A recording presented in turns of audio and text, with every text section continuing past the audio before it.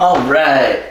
My name's Hatter, and usually I review stuff with Holden as we go over the drunk Doctor Who stuff, as we watch Doctor Who and drink heavily while we do it, and then talk about it afterwards and get way off topic half the time. Anyway, but Holden's out today for personal reasons, but I still wanted to make a video. So I'm going to make another history of Doctor Who video. Not of the Doctor specifically, but more along the companions. So this will be a history of Doctor Who, specifically the companions. So the history of the companions of Doctor Who. All right. The history of the Doctor's companions.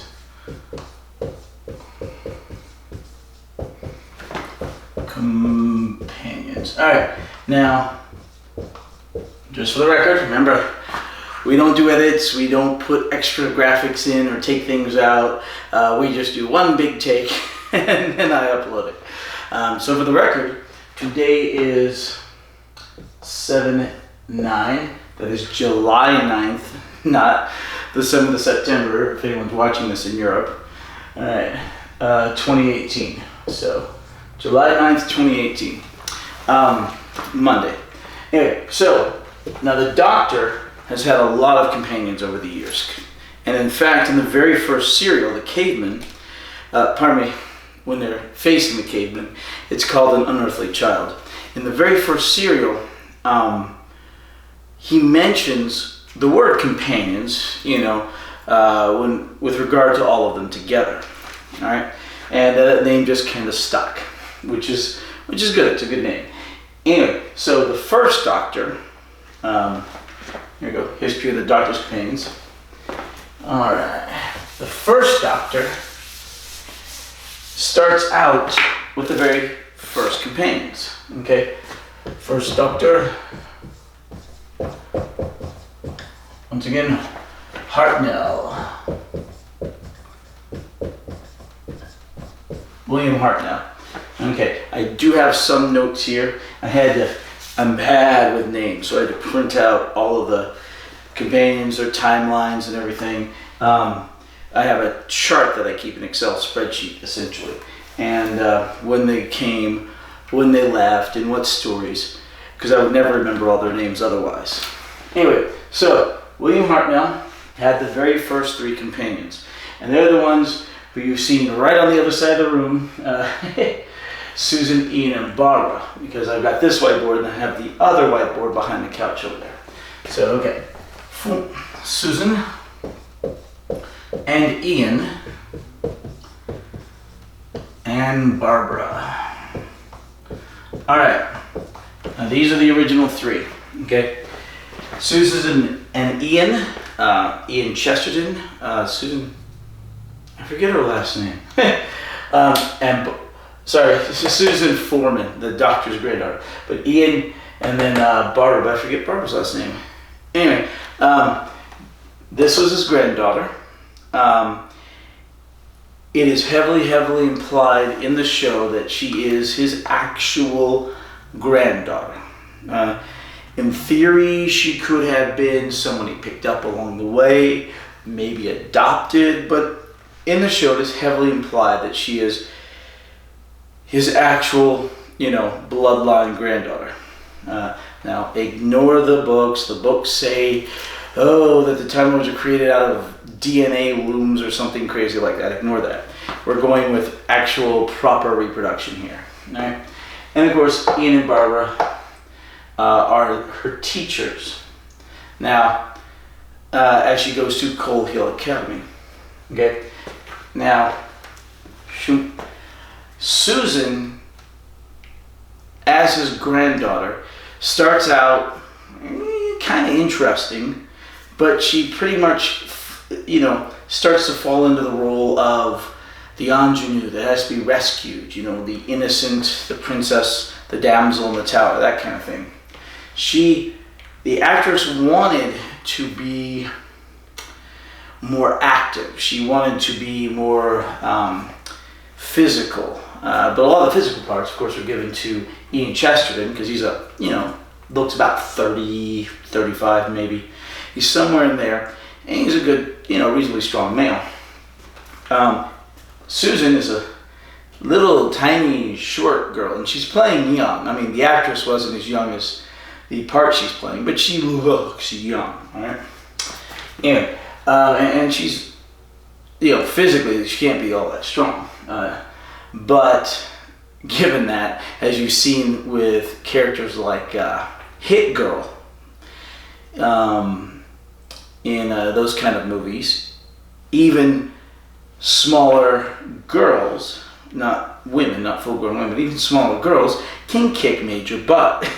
That was the movie Kick-Ass, by the way. So, there's no reason to say that she couldn't have done something, especially since she was a Time Lord, or at least it's heavily implied that she would have utilized the Time Lord knowledge or Time Lord abilities, such as psionics or telepathy or telekinesis or something like that.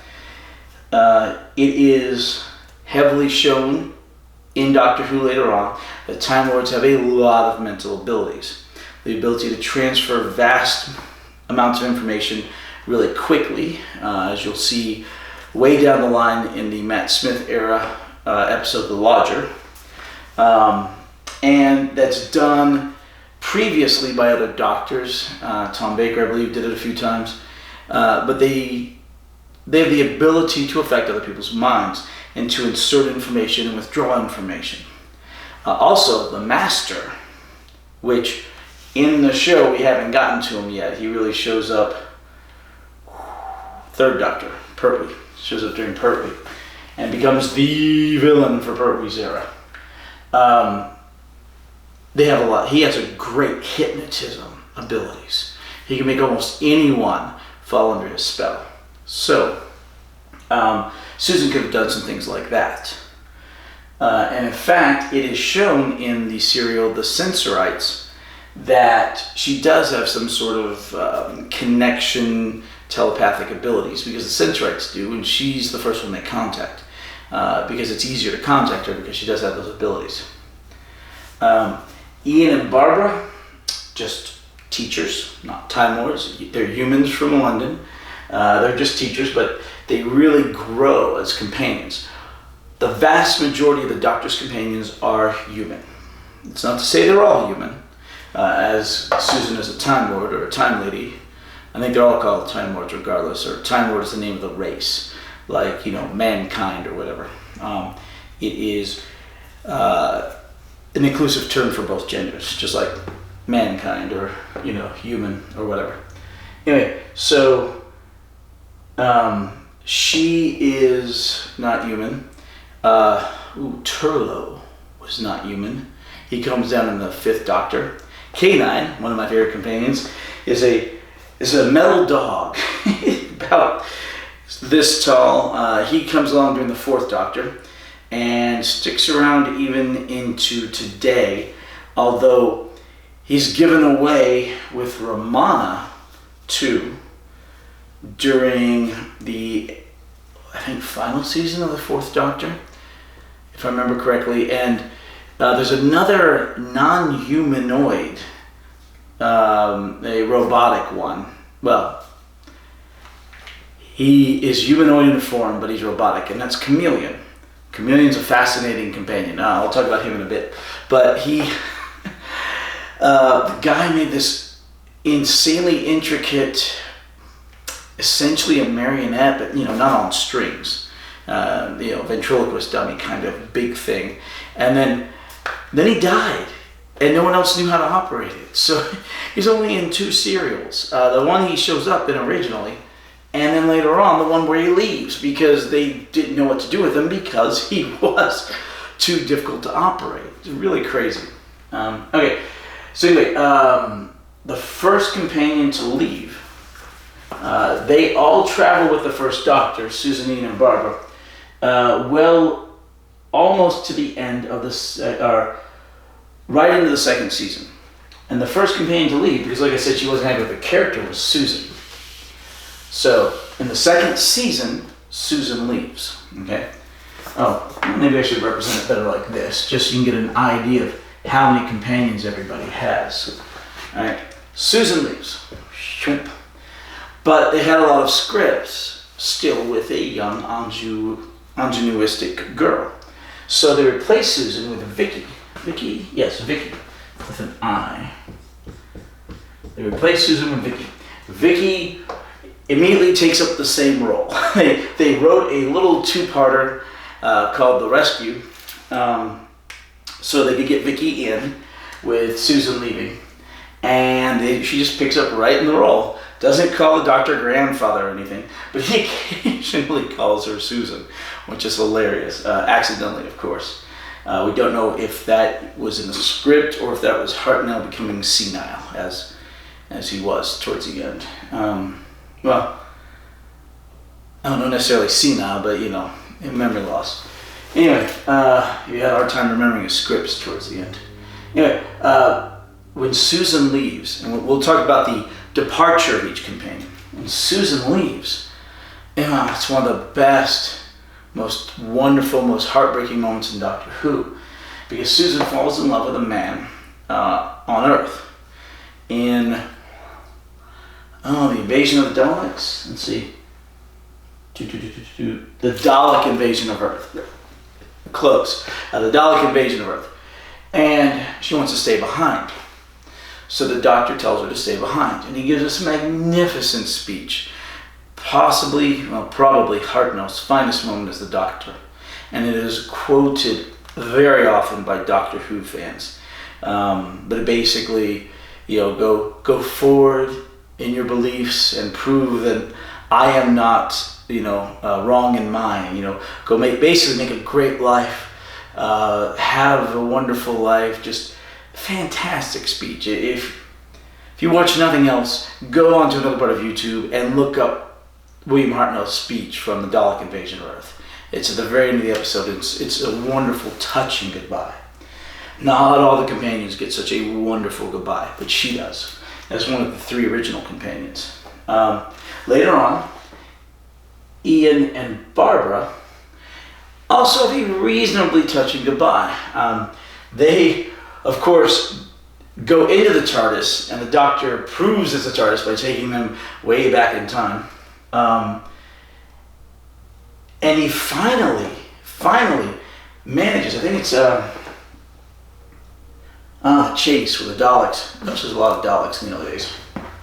Where the Daleks are chasing them all around, he finally gets a machine that's not the TARDIS, that's working properly, because the TARDIS wasn't working properly, which is why he couldn't get them home, to actually take them home. And when they go home, it is the 2.5 years or whatever that they've been gone. So they come in, not at the moment they left, but they come in at the appropriate time that the show was being aired. So that Ian and Barbara missed a few things while they were gone. They're like, well, how many pence is that? And the guy's like, well, where have you been?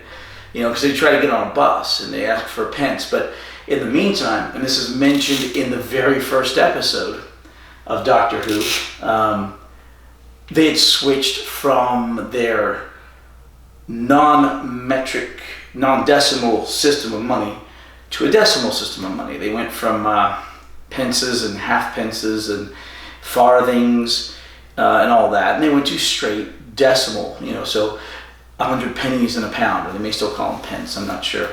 I've been there, but I can't remember. I think it's 50p or whatever, a little 50-cent coin, or 10p. I think they may still call them pence, but it's decimal now. It's not the 16 pences and a farthing or any of that stuff, or 6 pence. Something old, something new, something borrowed, something blue, and a silver 6pence in a shoe. It's not 6 pence anymore. So it's all straight decimal. Anyway, so they actually get home, which is really, really nice. Not all of the Doctor's companions make it home by any stretch. So anyway, now in the very same serial, The Chase, where they get home, the Doctor picks up another companion, Stephen. I like Stephen a lot. He's one of my favorites. He wasn't quite original, but he was at least there with the first Doctor. Steven, because Hartnell is old and frail looking, takes over as the brute force. He's the guy to lift the big rock when it falls on somebody, or a tree, or he's the muscle. The Doctor and Vicky, of course, are smaller, not as strong. So Steven becomes the muscle. He is awesome. Now, after he was on the show, when he left the show, he went to another show. Blue Peter, I think it was called. I don't know if it was named after the Mike Oldfield tune of the same name, or vice versa, or it's just a traditional tune, which I think it is, which is what I think the show was named after. But he went to Blue Peter, and some of the very early stuff that we have, including the Doctor's first regeneration, only still exists because of the wiping policy, because Steven and the other people showed it on that show. And it was really good because otherwise we wouldn't have it at all. So they took clips and they showed the clips on Blue Peter's show, which that show was kept and Doctor Who was not for some weird reason. So we have that little, we don't have the episode where the Doctor regenerates, except for the regeneration scene, only because it was shown on here, on the Blue Peter show, not the Steven show. Anyway, Steven's great. He's there for a lot of the fun adventures and stuff, and like I said, acts as the muscle. Now, Vicky, a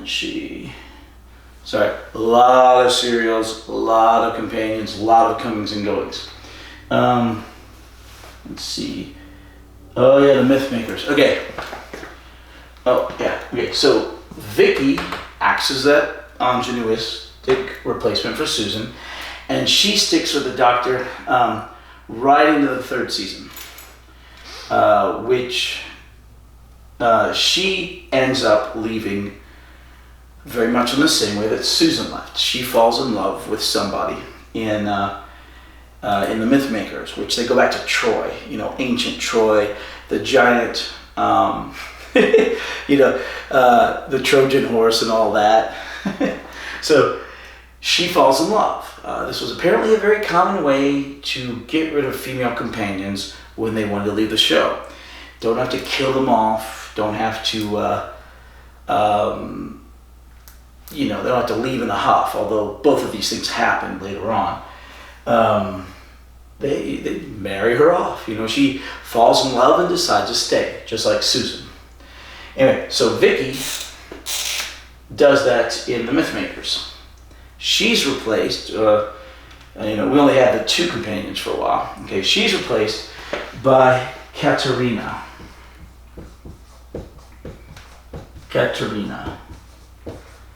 Alright. Oh yeah. Didn't hardly explain Vicky.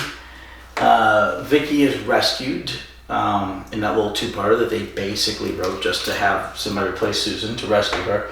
Then she seems, human, but she's just way out in the future in space.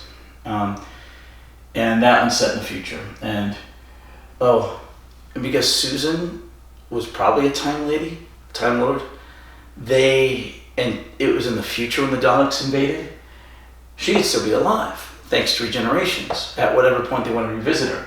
This is one of the few Doctor Who companions that without the Doctor going back into their timeline, which is not always possible, Doctor Who logic, fixed points and closed bubbles and all that stuff, but they could see her again in the future with a different actress playing the role or these days, I guess, actor, because, she could have regenerated and still be alive.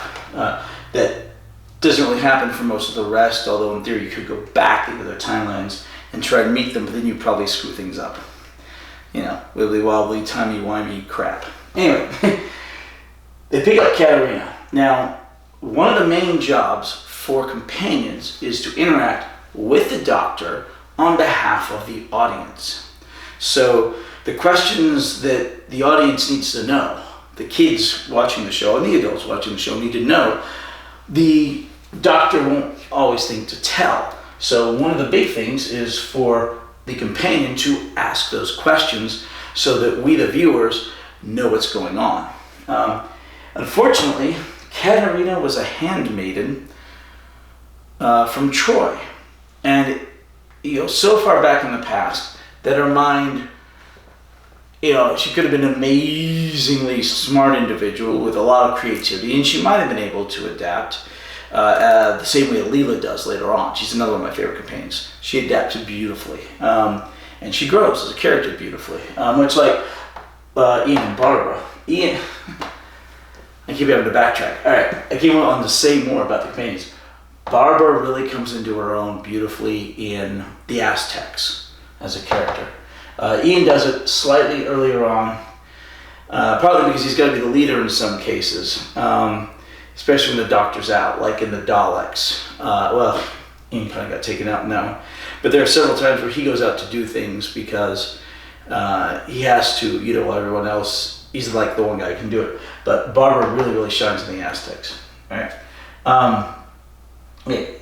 Stephen and Katerina. Oh, the problem with Katerina, though, was she was limited, not in capacity or in thought or anything, but limited in plot nature. Being someone who would have trouble grasping space travel, time travel, just because the almost backwater provincial time and everything she was in, they quickly decided that she was not going to be a particularly good companion. So in the very next serial, okay, we're talking, they pick her up, she shows up during the Mythmakers earlier on, but they pick her up at the end of the Mythmakers and she goes with them to replace Vicky, who replaced Susan. But they literally figure out she's not going to be that good and kill her off within just a couple of episodes in the very next serial, okay? Most companions don't die. Most of them do not. Most of them get home safely, but some of them do die. In fact, Katerina and Sarah. All right. Sarah. All right. I mean, she literally kills herself to save the Doctor and Stephen and some of the other people on the ship. But she basically grabs a bad guy and pulls the bad guy into an airlock, and then they get thrown out the airlock. And she is unceremoniously dismissed. I mean, really unceremoniously. And the Doctor starts having that habit now of, my original companions are gone. Now I don't care as much about the later ones. At least that seems to be Hartnell's interpretation. So Katerina, it's like, she's gone. Okay, she's dead. Moving on. It's that bad. It's really sad. Anyway, the Daleks' Master Plan. It's a 12 serial, the biggest one ever for Doctor Who, unless you include Trial of the Time Lord as one big thing, although in America it was divided into 4 parts, so that's what I'm sticking with.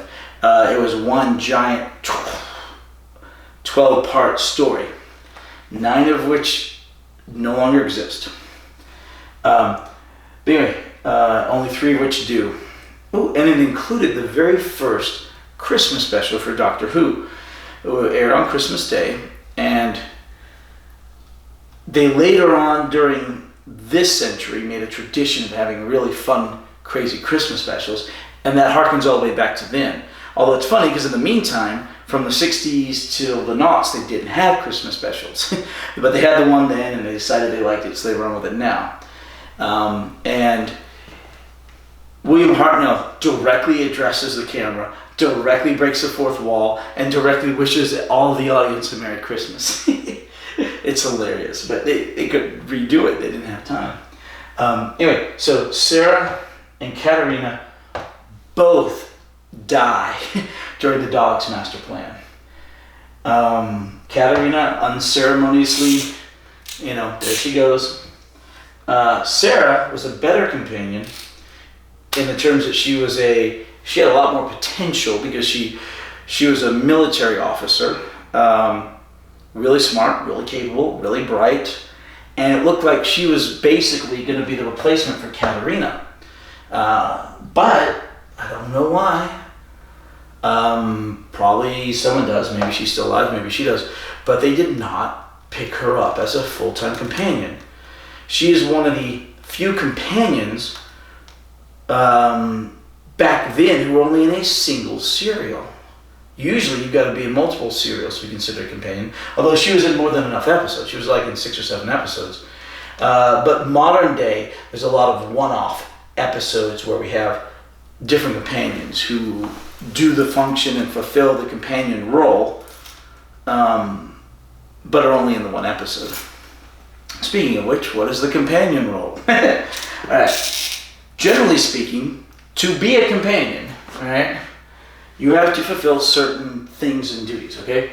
You have to help the doctor directly. Help the doctor. Work with the doctor, okay? Work with the doctor.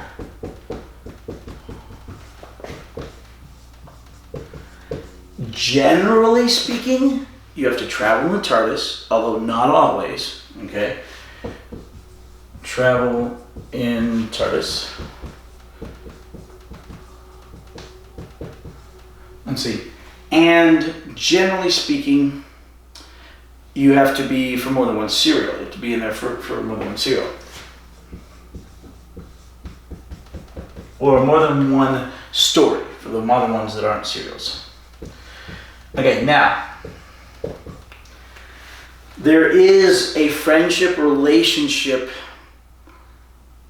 component to being a companion which supersedes all of these. There are people who have done all of these at different points and are not considered companions. Such as Rose's mom. Can't think of her name at the moment, but she is generally not considered a companion. She does travel in the TARDIS. She is in more than one story, in fact, over a few years. She does work with the Doctor, although in a limited capacity, and she does help the Doctor, although half the time she's either hitting on him, especially when he's David Tennant, or a bit of an antagonist to the Doctor. Or she's antagonistic towards him because he took her daughter away and she's no longer at home and all that, you know. But even more important than that is the companion factor, that they give companionship to the Doctor and he to they. It's a friendship factor. The Doctor has to basically consider them a companion, or at least they fulfill that role in some fashion. Like Handles. Was Handles a companion? Technically yes, technically no. Handles, way down the line, in the Night of the Doctor. Night of the Doctor? Well, way down the line, my notes or other notes over there. He's the head of a Cyberman, literally, just the head of a Cyberman. And he travels with the Doctor for apparently a long, long time. And he's with the Doctor for apparently a long, long time, year-wise, although he's only in one serial, or one show. And he, for that time, fulfills the companion role. But he's not generally considered a companion. Not sure why. Once again, it has to be that friendship mode. And once again, Rose's mom doesn't fill it. While I consider the Brigadier, Lethbridge Stewart, and the Sergeant, what is his name? What's his name? Oh, it's right here. Benson, Sergeant Benson. They do travel, they meet all these requirements, and they are very much companions. There's a third one, who is sometimes considered a companion, but not by most, because he's kind of treacherous towards the Doctor in one instance, and turns out to be a bit of a bad guy. So, generally speaking, bad guys are not allowed to be companions. Although, funny note, the Master does travel with the Doctor in what was originally going to be a revival of the show that was animated. And I mentioned that in the last one. And he was going to be traveling with the Doctor, even though he's a bad guy. Or now she's a bad guy. I'll explain that part later. But anyway, so... Oh. And I know in the first video I did not explain the War Doctor at all, even though I said I would. I will try to get to it in this video. The doctor does that all the time. I'll explain later. And then half the time you never get an explanation. It's part of the fun quirkiness of the show, and it's made fun of a lot too. All right. So anyway, these are what it takes to be a companion. Okay. And like I said, not everyone who does even all these things, if they're not considered in that friendship role, are considered companions. It's like Mickey. Mickey didn't start out as a companion, even though he had helped the Doctor, even though he worked with the Doctor, even though he traveled in the TARDIS briefly, and he was in more than one story. But when Mickey comes back, just a little further down the line in it, he really, really becomes a companion, and he's really good at it. Let's see. All right. Okay. Now, Sarah dies at the very end of the Daleks' Master Plan. Literally the last few seconds of the serial. She gets caught in a time constriction or something like that, where time moves infinitely faster in a certain area, and it's kind of a time bomb, but not in the sense of you wait for it to go off. It's in the sense of when it goes off, time changes things. And she, young pretty lady, turns into a very old lady skeleton, dies. And so at that point it's just Steven and the Doctor. Really sad. I really would have loved to have seen her as companion for longer, but it was not to be. All right. Okay. Right after Sarah, Hartnell picks up his worst companion ever, Dodo. That's her name, Dodo, like the bird. And it stands for Dorothy Doolittle or something like that. I can't remember her proper name, but she goes by Dodo. Anyway, Dodo on the very next episode after Daleks' Master Plan, what was it called? The Massacre of St. Bartholomew's Eve. Very interesting serial, by the way. Anyway, so Dodo runs into the TARDIS, and the Doctor's taking off. He's like, well, wait, who are you? And it's too late. She ran into it because she thought it was a proper police box. She needs somebody to help her from some bullies or somebody. And she goes with the Doctor on a few adventures, and she's incredibly annoying. I don't like her. Beard doesn't like her. Holden hasn't gotten to her yet. I don't know anybody necessarily likes her, actually. And if you're the actress who played Dodo, I'm sure it's not your fault. It's probably the direction. Sorry, but she sucks. Anyway, so Dodo's with Steven and the Doctor, and they fly around and stuff. And they go through about 6 or so different serials and adventures, including the Celestial Toymaker and the Gunfighters. Like the Gunfighters, Celestial Toymaker is kind of a mixed bag because parts of it don't exist again. And it's interesting. In fact, the Toymaker, Celestial Toymaker, is one of the few villains that would be really intriguing to bring back after all these years. Be really fun. It's an interesting character. Anyway, so they have a serial, towards the end of the 3rd season. Let's see, called The Savages. Okay, now note we're in like 1966 now. And at the end of The Savages, Steven, once again, like I said, unceremoniously dumped off. He just gets kind of foisted off on some people. It's like they rescue this planet, and there's indoor people and outdoor people, and they bring them together. So you've got the savages, and you've got the regular actual people inside, and they're like, well, our society's based on us fighting. What are we going to do? And the Doctor says, Steven, here's a job for you. Stay and work out these people's civilization. And Steven's like, wait, what? And the Doctor's like, no, you're good. Stay, you're good. And the Doctor goes off with Dodo. It's just incredibly random. I guess his contract was up, what have you. I don't know. But yeah, they just kind of shuffled him off. Like I said, he went off to that Blue Peter show, and the actor, as well as the character, seemed to be an amazing man, just wonderfully fun. And he shows up on some of the loose cannon reconstructions, giving little intros. But yeah, wonderfully fun guy. I like him a lot. Anyway, so he's just unceremoniously shuffled off. Okay.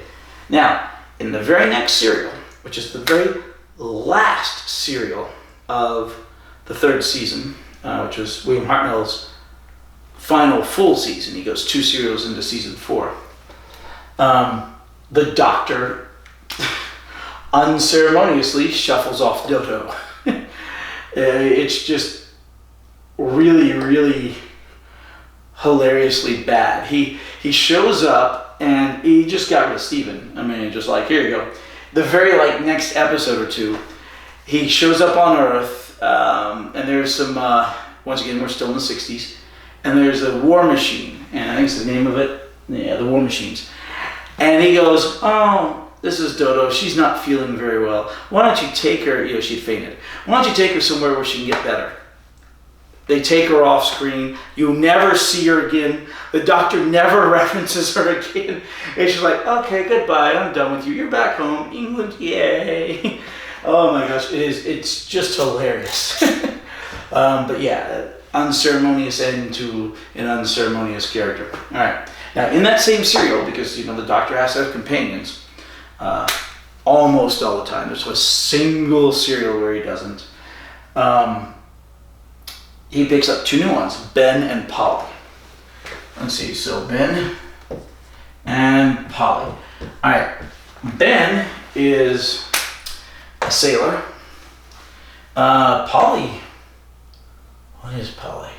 Polly was kind of this is where we're getting out of the traditional stuff, and these 2 are kind of the hip, swinging 60s, not exactly hippie, because Ben's a sailor. She's kind of hippie-ish, but if you ever watched the Laugh-In, that whole kind of Laugh-In, hippie, go-go dancer chick kind of person, that's Polly.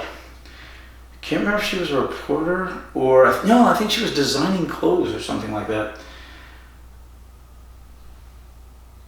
No. It's a different character during Troughton, during the second Doctor, in a very kind of similar setting, and this character's kind of similar. But anyway, so Ben and Polly end up helping the Doctor fix the war machines. Like I said, Dodo unceremoniously gone, and then they start traveling with him.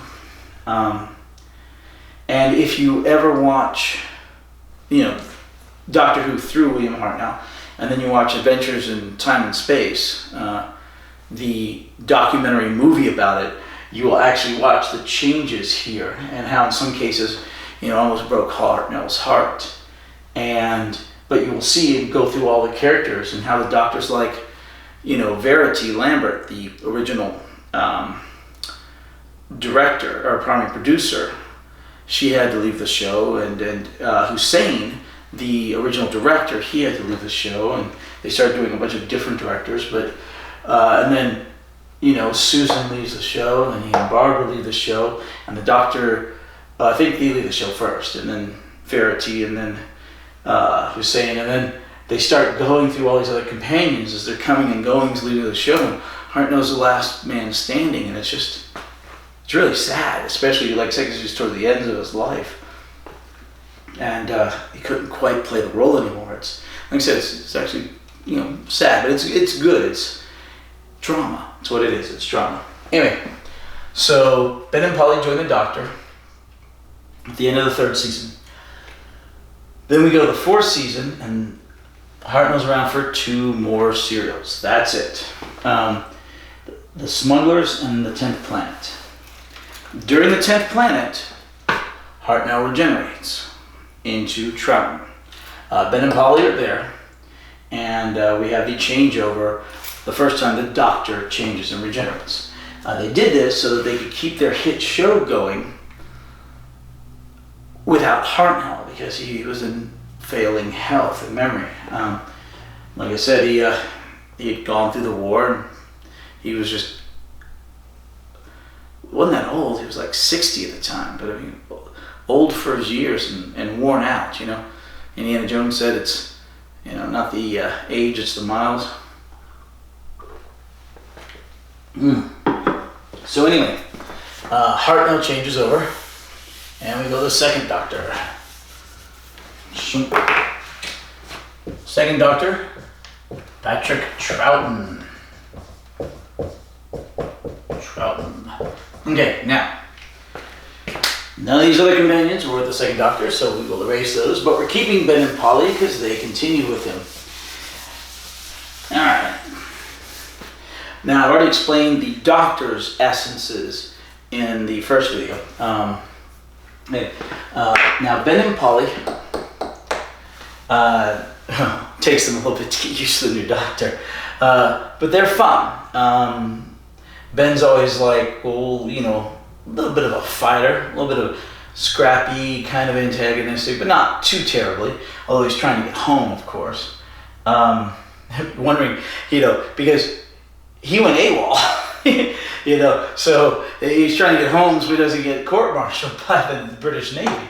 And, you know, Polly doesn't mind it as much, although, you know, she's just kind of along for the ride. But anyway, they have a couple of adventures with the Second Doctor, and then they pick up one of the best companions ever, Jamie. In the Highlanders, the second serial, only the second serial for the Second Doctor. We're not counting the one where he only showed up for a few seconds at the end of 10th Planet, you know? Alright, so Ben and Polly and Jamie. And I'll put Jamie over here, start the new column. Alright, Jamie McCrimmon. Of the Clan McCrimmon. Alright, he's awesome. He wasn't even necessarily going to be a companion or a long term, but they really liked him. And they had him join the rest of the group in the TARDIS. Now, note this is the first time in a while that we've had a four, what would be the early establishment of the four-person TARDIS crew. Because remember, you had the first Doctor, Susan, Ian, and Barbara. And for a long time, we kept the four. Even when Susan was replaced, she was replaced by Vicky. It wasn't until Ian and Barbara, the two of them, were replaced only by Stephen that we went down to three. But here, we've gotten back up to four again. And it was three there for a good bit. But now we're going back to four. So Jamie is a lot of fun. He is the companion with the most episodes in the Doctor Who main show. He was there for a long time. Now, Sarah Jane spent more time on the show, but Jamie has the advantage in the total count because he did 40-something episodes a season in the 60s when he was a companion, as opposed to the 26 episodes in the 70s when Sarah Jane was a companion. He's awesome, he's wonderful, and he does come back 2 or 3 times to the show later on. So Sarah Jane, especially in the modern times. Sarah Jane, I think I mentioned that in the original one, is the only companion from the old days to come back into the modern era of the show. Is that still correct?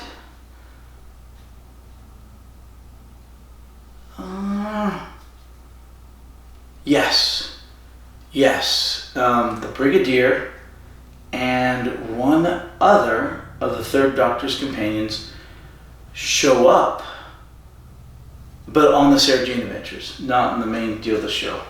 The Brigadier was supposed to make it, he didn't. He's another one of my favorite companions, Brigadier Lethbridge Stewart. Anyway, so Jamie stays on. Now they run for a while with the 3 of them, and then right at the end of towards the end of season 4, Ben and Polly leave the TARDIS. They make it back to Earth. You know, just like Ian and Barbara. And they just like Ian and Barbara, there's kind of alluded at maybe just, you know, they might be interested in each other kind of as a couple, but it's a 60s and a kid's TV show. It's never really explored. Although in the modern stuff, Barbara's last name is Chesterton, and they've named a school after her, but with Barbara Chesterton. So apparently they eventually did get married, which is awesome. Ben and Polly make kind of a couple once again, but of course no sexual tension, not even any real romantic tension in the very conservative United Kingdom in the 1960s on a kids show. It wasn't until, we Americanized it for the TV movie that we had the Doctor ever kissing a companion or anything, or even looking at him like that. But anyway, so Ben and Polly leave and are replaced. The faceless ones. Wait. Yeah, they leave and the faceless ones. Like I said, they finally get back to Earth. And instead, and that one takes place in Earth in the 60s. You got to go back to bring them back, hopefully, to where they belong. Now, in the next one, we get Victoria to go with Jamie. Victoria. Not to be confused with Vicky. Okay? Easy to confuse. But Victoria she's a Victorian lady. She wears proper dresses, and she is saved by the Doctor and Jamie from sort of a nightmare scenario. Her father dies, and at the end she has nowhere to go, so they take her in the TARDIS. And she's a really fun companion, so Victorian sensibilities. She doesn't want to put on the trousers or anything to walk around better like a lot of the modern companions.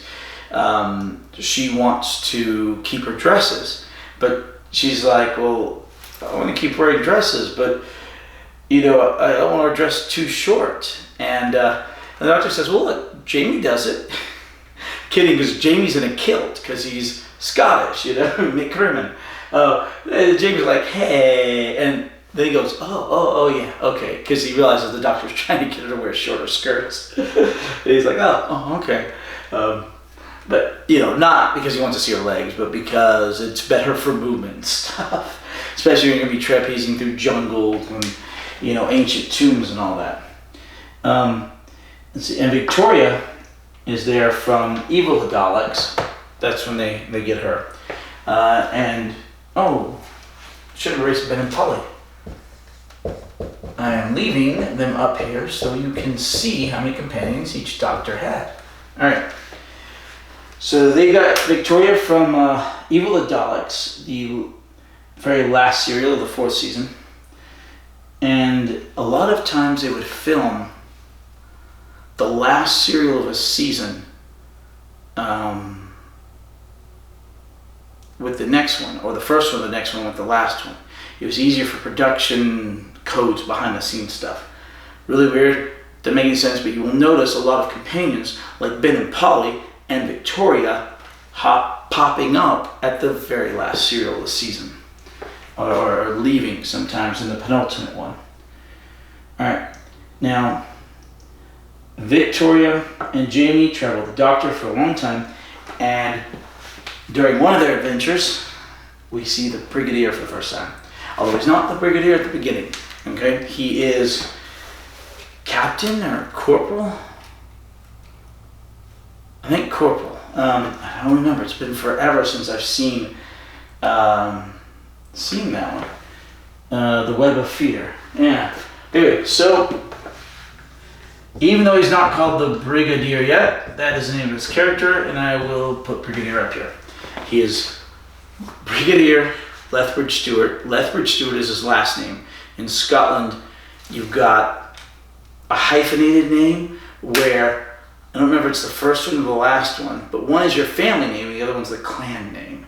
So when the clans got so big that they had to start having separate families, but you wanted to remain part of that clan, you had a hyphenated name. So, oh my gosh, in one of the serials, he shows up in a kilt, and he does give his absolute full name, and it's very long. But he, just the Brigadier, or Brigadier Lethbridge Stewart, as opposed to his first and middle name. Anyway, he shows up, and he helps the Doctor and them.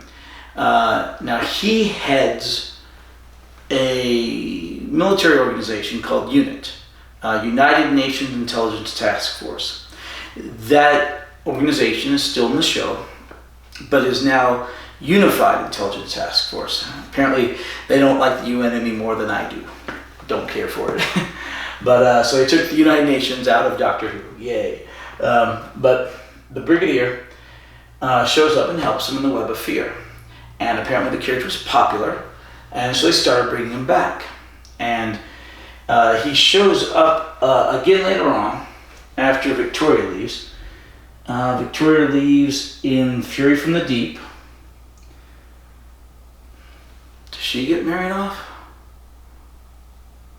Oh no, I don't think she gets married off, but she finds a place she'd rather stay. And it's in, more or less modern times. And she'd rather stay there.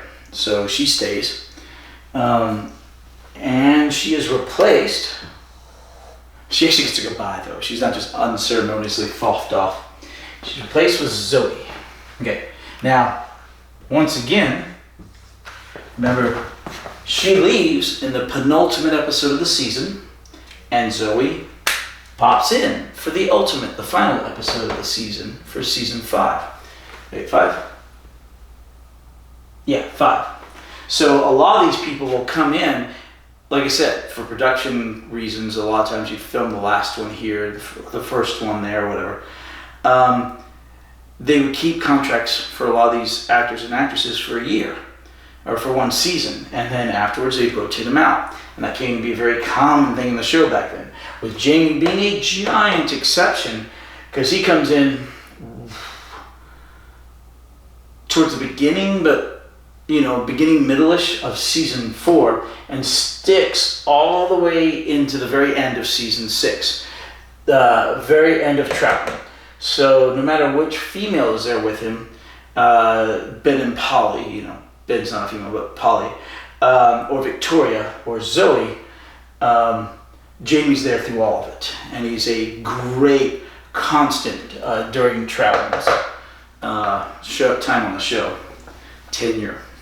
Okay, now, the Brigadier pops up again in the 6th season with Zoe and Jamie and Troutman.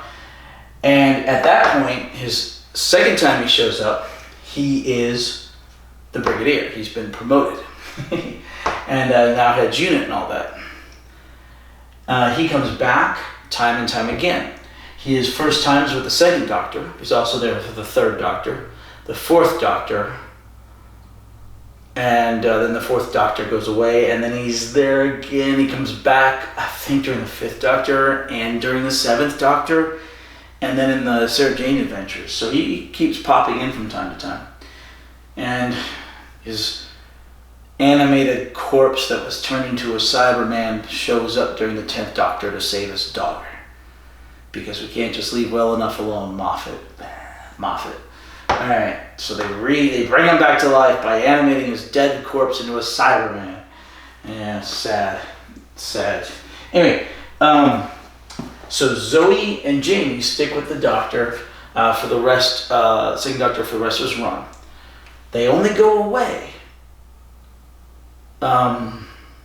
because the Doctor is kinda put on trial. Not really, not like Trial of the Time Lords much later, but he's basically convicted of meddling in other people's affairs, and he is forced to regenerate. This is the very last serial of the 6th season, when Troutman is forced to regenerate into Pertwee, and right before they do that, they send Zoe and Jamie off back to their own times. The Brigadier is not traveling with the Doctor at this point. He is somebody they meet on Earth occasionally. Now, I didn't describe Zoe much. Zoe is a super smart math genius. She's really good at calculations and math. And we have another one like that later on. His name's Adric. By the way, spoilers, of course. I already told you some of them died and stuff.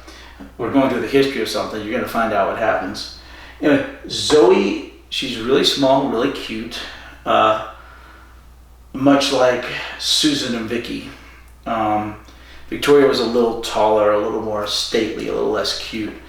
Zoe is cute as a button. And in one episode, she wears this kind of Catwoman-esque, Avengers-esque skin-tight outfit as they're hanging on to the control panel, the TARDIS, while it's spinning around out in deep space because all the rest of the TARDIS broke up. Long story. But anyway, and she looks really good in it. Anyway, but she's a wonderful companion. Like I said, really smart. Jamie plays the brawn and the heroism, the courage factor. Zoe Will she's not scared or anything, but she's infinitely more the brains. they got her good for that role. So anyway, they're sent off, and then the Doctor is forced to regenerate, and luckily they're both sent home. Jamie is sent to a time, sent back, so he like appears right as the Doctor and then left, and same thing for Zoe. She goes back to where she was right after they left. So they unfortunately have their memories wiped, and they don't remember any of the time on the TARDIS, which is really, really sad. This happens again in the modern stuff to Catherine Tate. Wait, what's her companion's name? Catherine, slips my mind off the top of my head.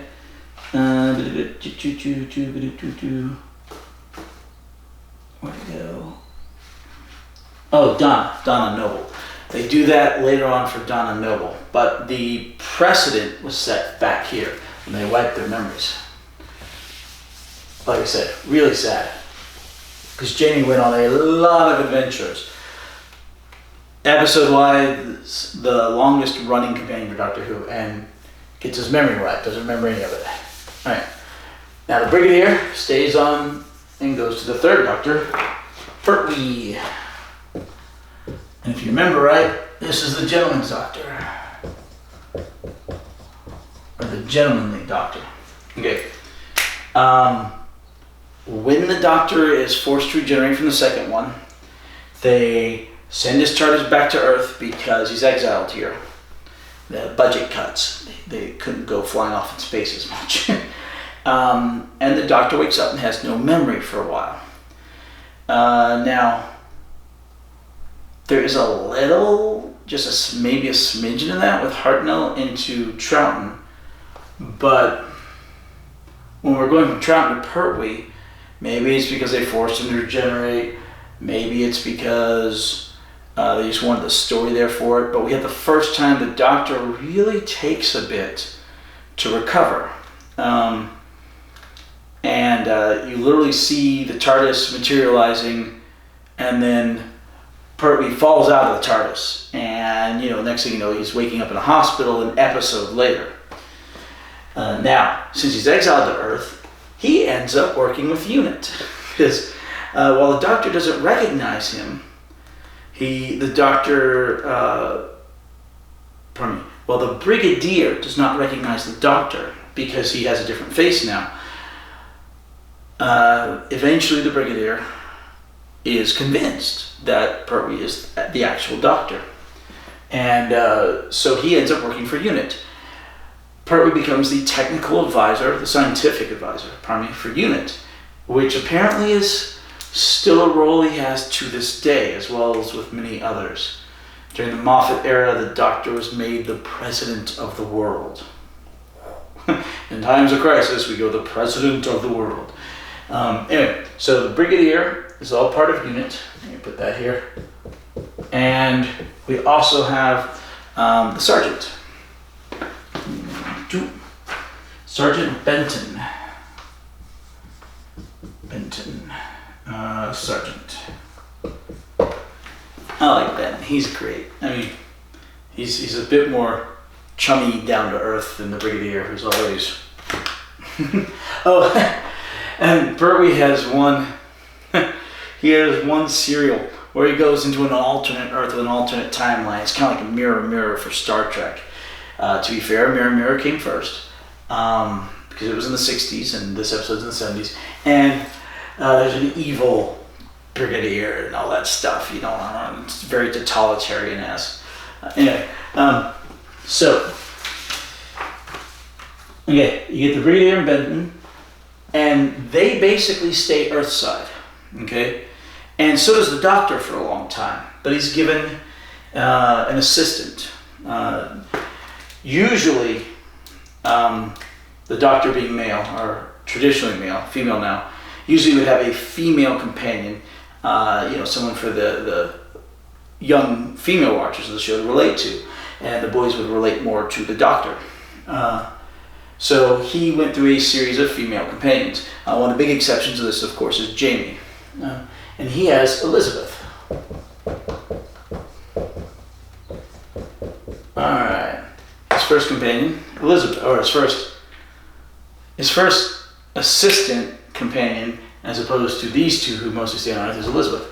Now, she's a companion who never travels in the TARDIS, because the TARDIS is broken her entire season she's on the show. And right now we are in season 7, so in the 1970s. So she never ever travels in the TARDIS, but she's still a companion because she fills that role. She sticks around, even though there were 25 episodes that season. There's only 4 serials. It goes 7-7-7-4. But we get the Master in, and it starts being a lot about him. And the original actor who played the Master was fantastic. Delgado, fantastic actor. Unfortunately, died in a car crash before they could finish his story. Anyway, so Doctor has Elizabeth. Brigadier and Benton, like I said, they're going to be there for a while. She leaves the show. I think the actress got pregnant, I believe. And they didn't want to have to explain that in the show or something like that. I believe that's correct. Not 100% sure. But anyway, she lives, and we get Jo Grant. Okay. Elizabeth was smart. She was a scientist. She questions the Doctor a lot, and the Doctor explains a lot of things to her. Great rapport. Jo Grant is an absolute ditz. She is the blonde airhead of normal blonde airhead fame. She's also the one that shows up way in the future in the Sarah Jane adventures I mentioned earlier. But yeah, she's very, very much an airhead. She replaces Elizabeth, who, like I said, I believe left because she got pregnant. And she's with the Doctor for like 3 seasons or something. Let's see. Yeah, Elizabeth was there for season 7. Jo Grant is there for 8, 9, and 10. She's there for 3 years. And once again, all this time, the Doctor is stuck on Earth. But during Jo Grant's time, during those 3 seasons, the Time Lords give the Doctor, because he helps them, gives the Doctor back the ability to use the TARDIS. And he's been working on the TARDIS the whole time. And if you're going to be stuck somewhere, you really don't necessarily want to be stuck. You're working on your car, your TARDIS, or whatever to get the heck out of there. So anyway, after 3 years, and she's got a good number of episodes under her belt, like 80 of them or something like that, she ends up marrying off again, Your time's up, marry off. And she marries a guy who was going up the Amazon, big explorer, peace, one of those, United Nations, what's the name of that organization that goes around and, not Doctors Without Borders, one of those. Anyway, he goes off, he does all that kind of stuff. She falls in love, she marries him. And she ends up leaving the show. Which I believe this is the last time they allow a female companion to be an absolute ditz. It's okay for men to do that, apparently, but I think this is the last time they let a woman do that. And in fact, they moved from Jo Grant to the exact opposite of a ditz, to Sarah Jane Smith.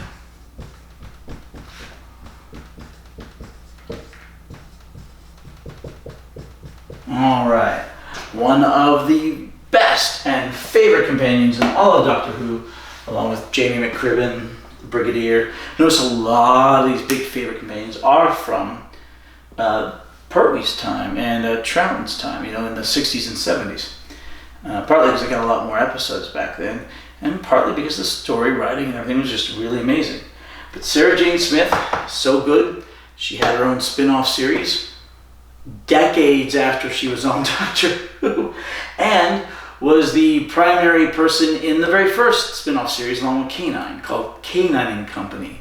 For some weird reason, doesn't mention her name. But the Sarah Jane Adventures does, and K9 takes second billing to her in that show, because he's in that show too. Anyway, so Sarah Jane Smith, she's with the Doctor for several seasons. She is a journalist, a reporter, and she uses that to get into a lot of places and to open doors, literally and figuratively. And of course, she does a lot of things she's not supposed to. A lot of times, and the Doctor has this problem with a lot of companions. The Doctor says, "Stay here." The companion goes off and does stuff. The Doctor's like, "You're getting yourself killed. Why aren't you listening to me? I know what I'm doing. You gotta be safe." But they'll go off and do it, and it happens over and over and over again. Now, remember, even though during Joe Grant's time, those 3 seasons, they start having adventures in the TARDIS and other places, and Sarah Jane Smith as well.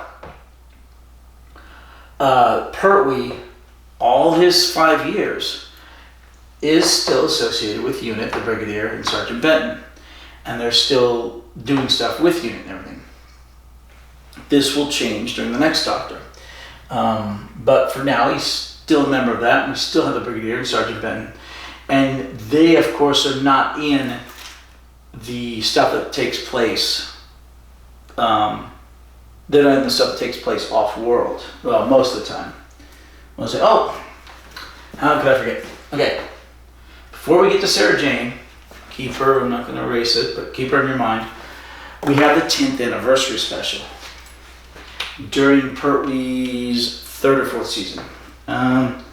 Season 10, so during his 4th season. You have the 10th anniversary special. Now, this is the very first time we have an anniversary special, and they start the tradition of bringing back old Doctors and having multi-Doctor stories. It had never happened before, and it's become a big thing now to do multi-Doctor stories, literally encompassing and incorporating as many of the Doctors as you can possibly get into the story. So during that, like I said, Sarah Jane's not there, but Joe Grant is. This is during Joe Grant's time, so I'll erase Sarah Jane. Alright, so we can do this properly. Alright, so Joe Grant. Okay, now during the 10th anniversary special, you have the Brigadier and Sergeant Benton, and this is the one time they get to go in the TARDIS, and it helps to count, because they meet that requirement, although you don't have to, like Elizabeth didn't, but they do actually ride the TARDIS during this. You have Joe Grant, the Brigadier, Sergeant Benton, the 1st and 2nd Doctors. So you have the 1st Doctor and 2nd Doctor, all meeting up together. And in the future, a lot of times you will also include some of their companions, but they didn't in this one. But yeah, you have the 1st Doctor and 2nd Doctor and Pertwee. Now, Hartnell was not very healthy at that point. He could only film at his house. But he does. They send a crew out there and they film him, and he does his parts from home. So he isn't running around in the adventure like everyone else is. He's sort of trapped.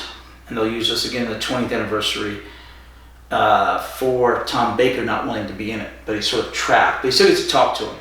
And he calls the 2nd Doctor a clown, and he calls Pertwee a dandy, because of the outfit, the frills and stuff. He's like, "These are my replacements, a dandy and a clown." But anyway, so these two are actually essentially companions of Pertwee for the serial. But very specifically, the second one travels a lot more with him. Anyway, so they're all together in this Great adventure. It's a 10th anniversary and a lot of fun. First time you get to see these two doctors in color. Only time for... No. Only time you get to see Hartnell in color. Hartnell's first doctor does come back for the 20th anniversary and others, like Twice Upon a Time, but he's played by different actors. Only other doctor to be played, he's the only doctor to be played by other actors. But they've been doing it for him for a while, so it's okay. Tradition now, I guess. The second doctor comes back also for the 5 Doctors, which is the 20th anniversary episode, and he comes back for the 2 Doctors with the 6th Doctor, which is a lot of fun. Filmed in Seville, of all places. All right. Anyway, so we have the anniversary. All right. Oop, no, gotta leave it there. Oh man. I guess technically, thump. All right, Joe Grant, shoot, and Sarah Jane Smith. Like I said, now, after Joe Grant being so ditzy and airhead and all that, Sarah Jane being the exact opposite. Very curious, very intelligent, very resourceful, very plucky, spirited. Like I said, the exact opposite of Joe Grant in some ways. Although Joe Grant was plucky and spirited, I'll give her that. Being the exact opposite, she's very much a liberated, not Superman hating, but sort of the early wave of feminism that was still good. She's that kind of woman. It's like, yay, it's like more in it for what can I do rather than what can I stop other people from doing. But she was great. Stayed with the doctor a long time. Okay, so after a while, the doctor regenerates again. Pertwee was there for 5 seasons, the record at the time, all the way through season 11. Then we get to the 4th Doctor. 4th Doctor. Tom Baker, my absolutely favorite doctor. Like I said, my favorites right now, well, Tom Baker's always been my favorite. Everybody remembers their first doctor. He's also the one that we are currently in my main Doctor Who watching group on Sundays. We just finished Fang Rock. Something with Fang Rock. The Horror of Fang Rock. And we're about to start The Invisible Enemy. And it's going to be interesting to watch, like I said, Al Holden and I catch up to him eventually. But anyway, so when Tom Baker shows up on the scene, the longest running doctor, was there for 7 years, 7 seasons. Sarah Jane Smith is still a companion, and it's funny because she doesn't know what to make of it. But the Brigadier, who was there and has seen the doctor change face before, does know what to make of it. He comes in, and Sarah Jane sees, Tom Baker as doctor. She sees him, and she's like, she can't believe it because, it was Pertwee. And the Brigadier walks in and says, "Who's that?" And she goes, "The doctor." And the Brigadier's like, "Oh, so he's done it again, huh?" It's so great. It's just so, by this point, rote to him. R-O-T-E, It's just hilarious. So he's like, done it again, huh? So she gets to see him regenerate, but she doesn't understand, but, it's all explained. Anyway, so we still have the Brigadier, still have Sergeant Benton, and still have Sarah Jane Smith. Now, we also pick up Harry. Love Harry. All right. Okay. Now, remember, these two generally don't travel with the Doctor in the TARDIS. So, although they're companions, and they're there for most of the stories of the 3rd Doctor, in the TARDIS, you just have the 3rd Doctor and the single female companion. Although these two are kind of in the wings. Well, in that way, you could look at it as 4 still, but in the TARDIS just 2, but there's still 2 other companions. Now we get Harry. Harry is a medical doctor, and it's great because, who are you? I'm the doctor. No, I'm the doctor. Well, I'm a doctor. It's great when they first meet. Harry was chosen to be a companion because they didn't know how old or frail the new doctor would be. So they had to write in a young male to do the heavy lifting, should heavy lifting be needed to be done, something incredibly physical. Because Sarah Jane Smith, while she's courageous and intelligent and inquisitive and really good, she's yet again another little tiny British lady, little small thing.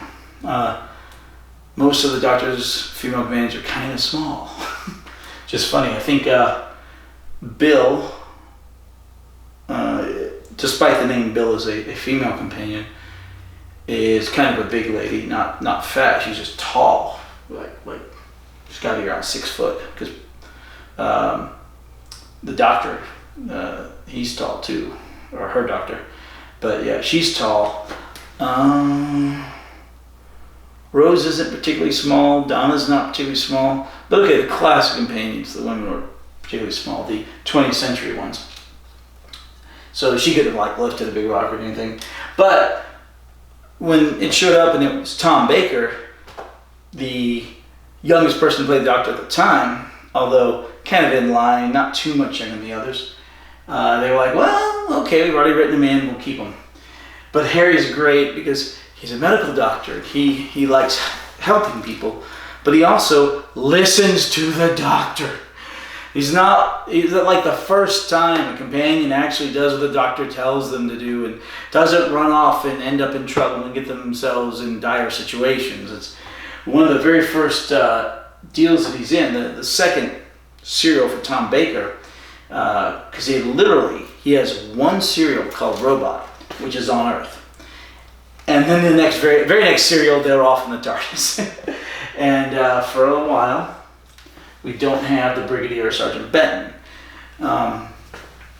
But it's hilarious because, Harry's like, well, no, we should stay put and do what the Doctor tells us to do. And, very, opposite dichotomy of Sarah Jane Smith, who goes off and does things and it kind of messes up. She gets in trouble, or he does the wise thing and stays put, and he doesn't. And that one is in The Ark in Space. It's a classic serial. Whole serial is amazing, except the special effects. The special effect bad guy in it is somebody wrapped up in bubble wrap and spray painted green, because apparently at that time bubble wrap was exotic, and that was most people wouldn't have recognized it. It's the special effects are horrible, but the story's amazing, and Tom Baker really shines as the Doctor, and it's only his second serial, but he became the Doctor. He's phenomenal. All right. So anyway, Harry as the medical doctor. Eventually, they get back around to Earth later that season. Because like I said, people will, stick around for a season, and people will come and go at the very last or next last, to the very first episode. So the very first episode of the next season, because like I said, a lot of it's filmed with the prior production, which is why Robot, Tom Baker's first serial, the one that he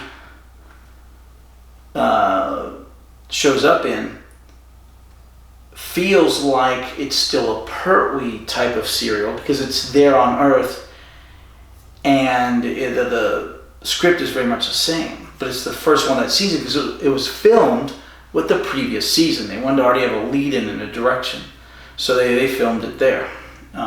Anyway, same thing. The very first serial of season 13, Terror of the Zygons, happens back on Earth, and we have the Brigadier and Benton and Harry. Now remember, Harry's actually part of UNIT. I should have had him under there. But I didn't, because he runs off with the Doctor a lot. Anyway, so beginning of season 13, the Doctor ends up back on Earth, they deal with the Zygons, and then the Brigadier, Sergeant Benton, and Harry, the Doctor says, you want me to give you a lift? I can take you right over there. And Sarah Jane jumps in the TARDIS with him to take the lift. The Brigadier, Sergeant Benton, and Harry are like, we'll walk. Thank you. They stay out. And we lose unit for a long time. They do come back occasionally, but mostly just the brigadier. But yeah, there goes unit.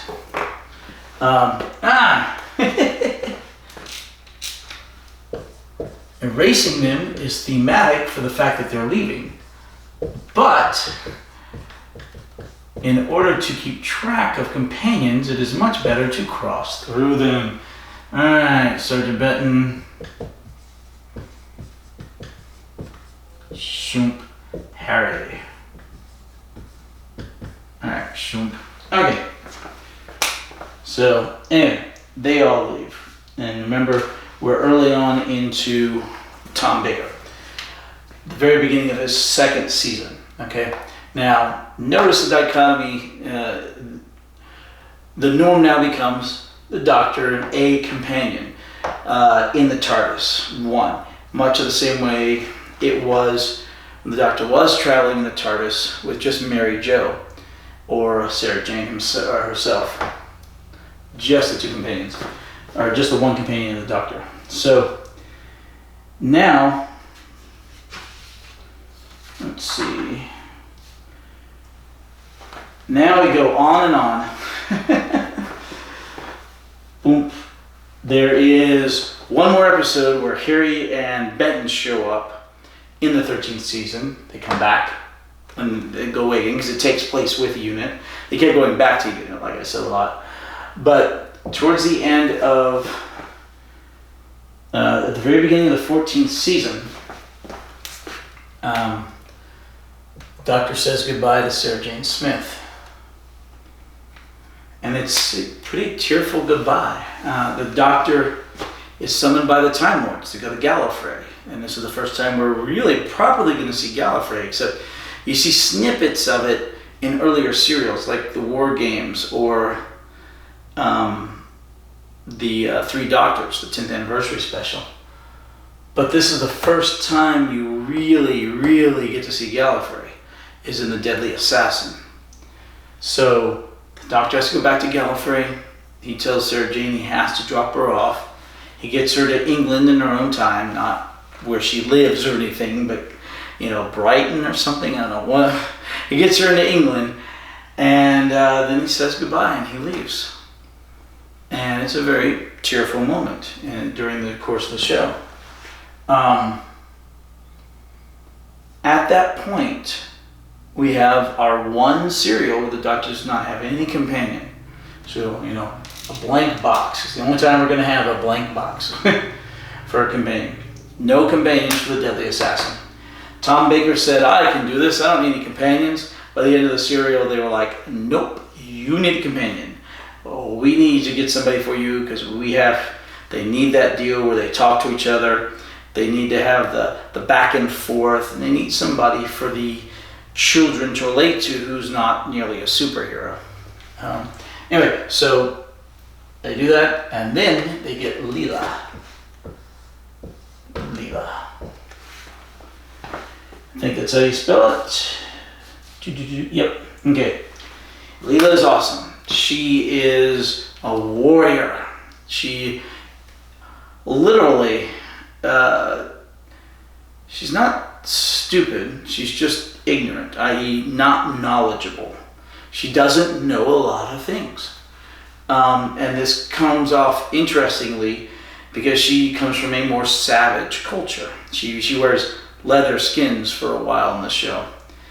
I think it was referred to as eye candy for the dads, you know? But she grows, and I mean, Sarah Jane Smith was already pretty darn good when she shows up as a companion. There's room for growth, and she does grow later on, especially more in her own show, the Sarah Jane Adventures. But Leela learns so much about the universe, about the world, has her eyes widened. She, learns lots of various things, like you don't have to die if you are old or something like that. But she really grows as a companion. And they first meet up in the face of evil, which happens to be Tom Baker's face. He apparently set up a whole civilization and left, and now he's come back, and let's see, did he set it up or? Yeah, it was the kind of other evil party. It's a long story. Anyway, so Leela is really good, and she is the companion right now in the Fang Rock, the one that we just finished. Like I said, great warrior. She kills a lot of people. And Tom Baker's like, stop killing. She still kills some people. Like, stop killing.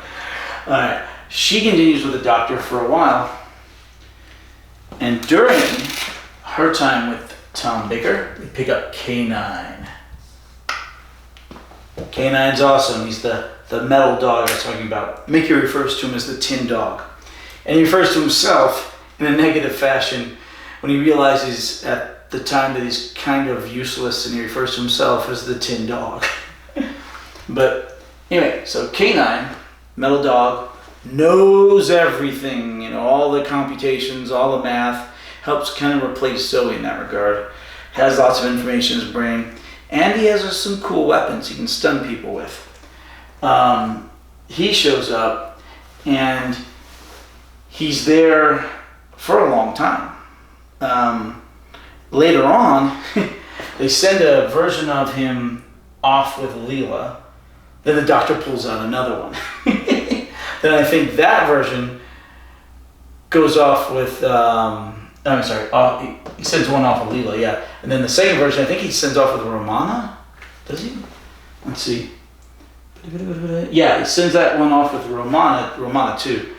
And then he pulls out another. He eventually ships a version of K9. There's a K9 Mark 1, Mark 2, Mark 3, Mark 4. Kind of like the cat in The Simpsons, where the cat keeps dying, and they just call it Snowball 2, Snowball 3, Snowball 4. Anyway, he eventually sends one off to Sarah Jane. And in the first and only episode of Sarah Jane of K9 and Company, Sarah Jane opens up the box, and there's K9, and they have their adventure. And that was pretty cool. And then the Doctor brings back a working copy of K9 to Sarah Jane, because apparently the first one got messed up, or Sarah Jane had the copy that got messed up earlier, and the Doctor fixed it in school reunion. And then they go off and do, Sarah Jane adventures. Anyway, so K9, lots of fun, kind of an annoying voice. My wife and Beard don't like it. I liked it. I always wanted one when I was a kid, because I thought it was a really cool kind of a more boxy version of the robotic dog from the original Battlestar Galactica.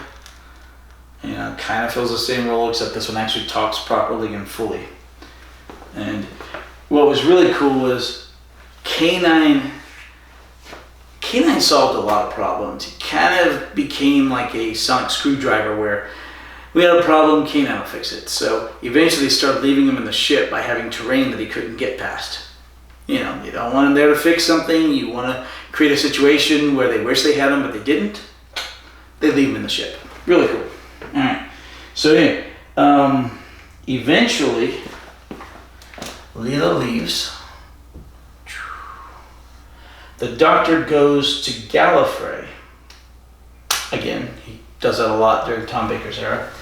And he saves the Time Lords from an invading force. And at the end, Leela falls in love with one of the local nativists. One of the people one of the Time Lords who don't want to live in the city but want to live out on the land, and they've rejected all the technology, kind of Amish-esque, except they don't really farm. They look like they're all hunters. Anyway, so Leela falls in love with one of the hunter Time Lords who live out, on the planet. And so she gets married off, basically, and leaves. We still have K9.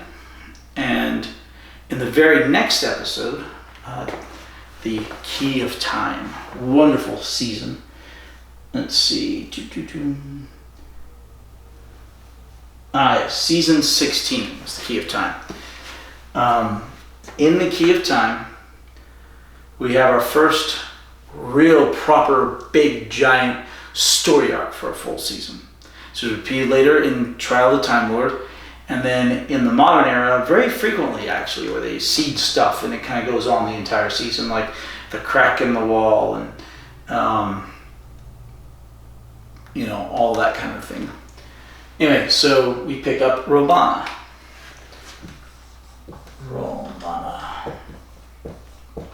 Okay, Romana is a Time Lord. And Leela, she wasn't dumb, she was wise actually, but she was ignorant, She was intelligent and wise, but she was ignorant, she didn't know a lot of stuff. Now Romana is a know-it-all. She's a Time Lord that besmirches Tom Baker constantly. It's like, yeah, we studied you in school, and your marks are horrible, and his marks, his grades. Yeah, you did all this stuff, but you were really bad at this, and this. One of the first companions that really, really showed up the Doctor. It happens all the time now. Well, it may not happen with Whittaker, we don't know. Since she's female, they may not allow a male companion to show her up. But started sometimes with Sarah Jane, not really. She still had her moments of weakness, She was still feminine in that regard. I'm not saying feminine is weak or that weakness is feminine, but she would still have moments of emotion that would overwhelm her, which is not as common anymore for women. But in the 60s and 70s, you see it all the time in movies, books, stuff of that nature. Back when women were not as physical or aggressive or what have you. But Romana was tall, like Tom Baker. He was really tall. She, good looking, but Time Lord, just like Tom Baker, just like the Doctor. So hyper intelligent, hyper capable, hyper knowledgeable, hyper competent. And they have parleys back and forth all the time, and she just overshadows him at some points. It was partly probably the actress, it was partly probably the way it was written, but Romana 1 just was not a favorite of mine, or I think hardly anyone else's. And she stays with the Doctor for the whole series, the whole season 16. Now, let's see. Yeah, K9's still there. Now, because she's a Time Lord, she regenerates. At the very beginning of the next season, or at the very end of that one, I think it's the beginning of the next one, season 17, she actually regenerates into a different actress. And they call them Romana 1 and Romana 2. So, same, different. It's one person, one character, so we'll consider it a single companion, but we'll note that it goes to 2. Romana 2, we're going back to the small, slight waif of a female, like Sarah Jane Smith and most of the Doctor's other companions. Romana 2, really pretty, once again, still Time Lord, hyper intelligent, hyper capable, hyper knowledgeable, hyper competent, but she's a lot less abrasive than Romana 1, except partly the writing, partly the actress, partly the style, the character warmed up to the Doctor or wasn't chasing down the key of time or whatever. A million reasons or excuses, but Romana 2 was just better in the role. Funny part is there was an actress that played a princess at the end of the Key of Time, and Romana decides she wants to regenerate into the form of that actress, or probably that princess. Kind of like the way Capaldi regenerated into the man he saved from Venice. Kind of the way that Matt Smith regenerated into Capaldi, which was a man that Tennant saved from Venice when he was with Donna Noble.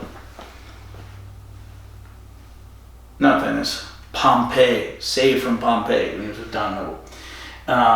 So we already have established here that Time Lords can choose their face for various reasons at times. It's not just necessarily a roll of dice.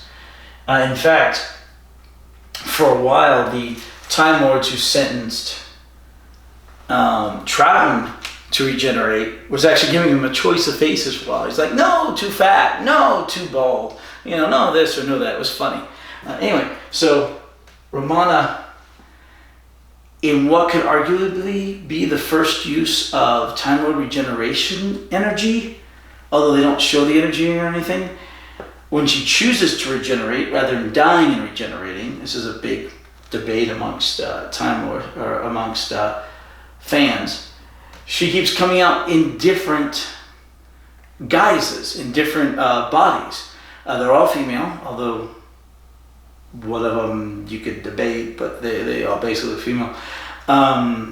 Later on, we during the modern stuff, we find out that Time Lords can switch genders when they regenerate.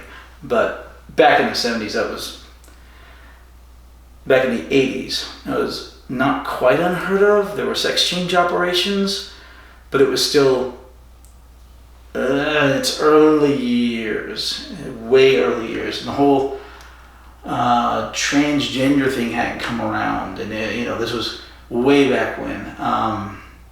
All that stuff was way in the future, 40, 50 years in the future. 80s, no, 20, 30 years in the future.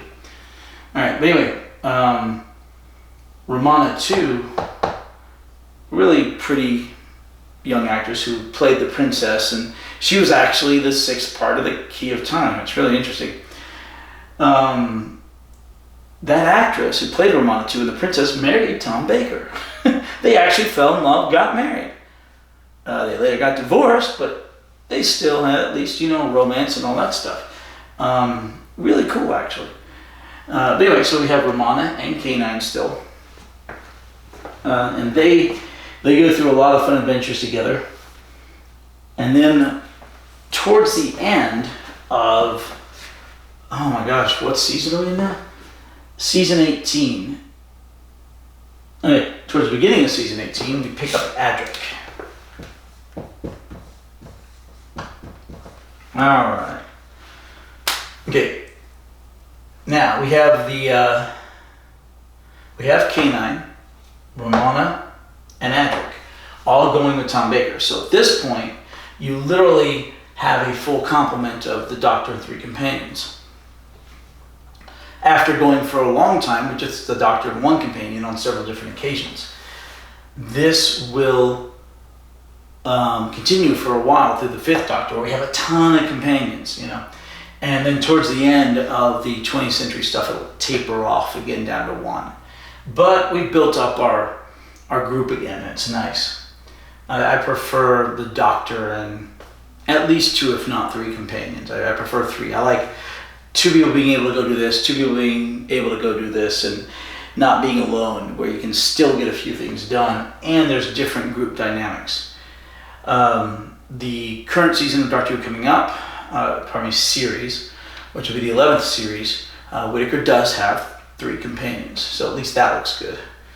And the last one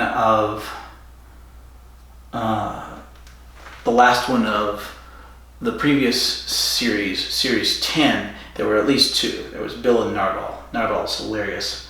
Anyway, so Adric is this, once again, ingenuistic young kid. He's maybe 15. Very much want to bring in the young crowd to, they can associate with him. He's a math genius. Beautiful math genius, just like Zoe. Got the math down. Unlike Zoe, who was reasonably charismatic and reasonably well-rounded and was able to figure out other stuff and do other situations, Adric was not. He's very much an introvert and kind of awkward socially, but still a great character. But yeah, like I said, awkward socially. Anyway, so we have the full complement, and everybody is reasonably smart. I mean, the Doctor is horribly smart, Romana's horribly smart, K9's horribly smart, and Adric is smart, just not, like I said, not socially adept. Let's see. Now, eventually, in the very last season of Tom Baker, Don't erase him. Scratch him through. All right. Romana leaves, and the doctor sends K9 with her to watch over her. Tom Baker's final season is really, really strange. His first 6 seasons were under different showrunners. When it gets to his last season, the showrunner changes, and we go to Jonathan Nathan Turner. Jonathan Nathan Turner did not treat Tom Baker well, and it's the reason Tom Baker left the show at the end of that season. He was literally, when I found out recently, thinking about going on to 10 seasons instead of 7, but he just was not treated well during that season 7. All the stories in season 7 are weird. It's the E-Space stuff. Romana leaves, K9 leaves. You just got the Doctor and Adric for a little bit, and Tom Baker's clothes change. For the first 6 seasons, he's wearing the same classic scarf and brown hat, brown jacket that you see him with. That is the iconic Doctor. But in season 7, his season 7, season 18, his 7th season, he's wearing this weird purple outfit that just doesn't look like him at all. It's just really strange.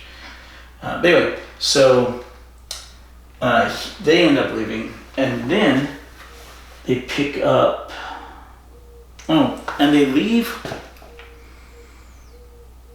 Romana decides essentially that she has been traveling with the Doctor long enough, and she wants to go into this E-Space stuff, this alternate weird space, and she just wants to adventure.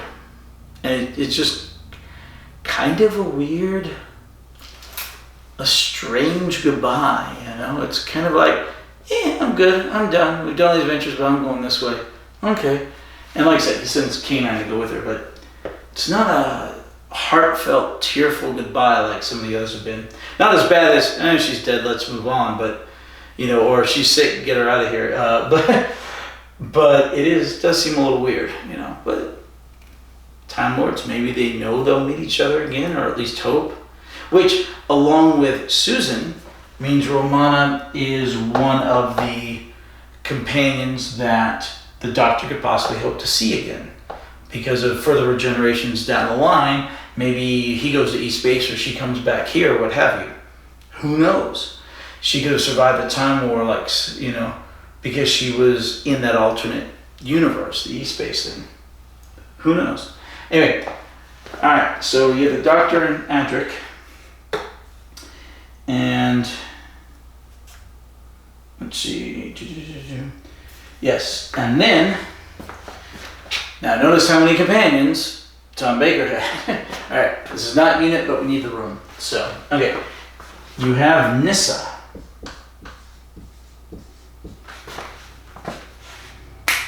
Okay, yeah. Alright, right after we lose these two, the very next serial, we still have Adric, we pick up Nyssa. She's kind of weird. I don't remember much about her, actually. She's that memorable. Yeah. Now, if I remember correctly, she was they end up finding her back on Earth. They come back to Earth. What serial was that? The Keeper of Traken. I don't think that was on Earth. I don't remember. No, I think they're still in some of the E-Space. Anyway, they pick up Nyssa, and then they pick up Tegan. They've got to come back to Earth. Tegan was on Earth. Yeah, alright. So then they pick up Tegan. Tegan. Alright. Now, some of the Doctor's companions have been aliens. Mostly Time Lords.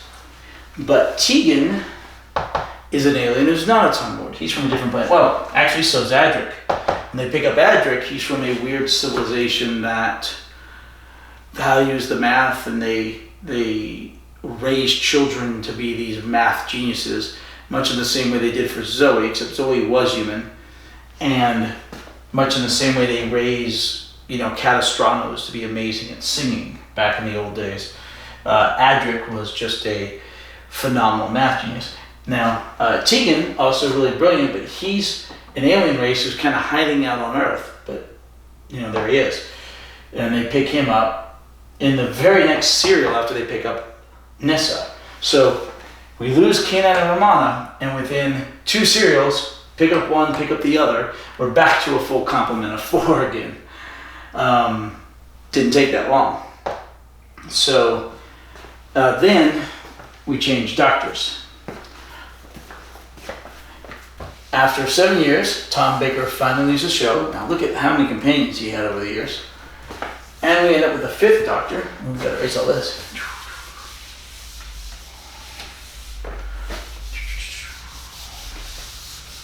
Alright. We end up with the 5th Doctor, Davison.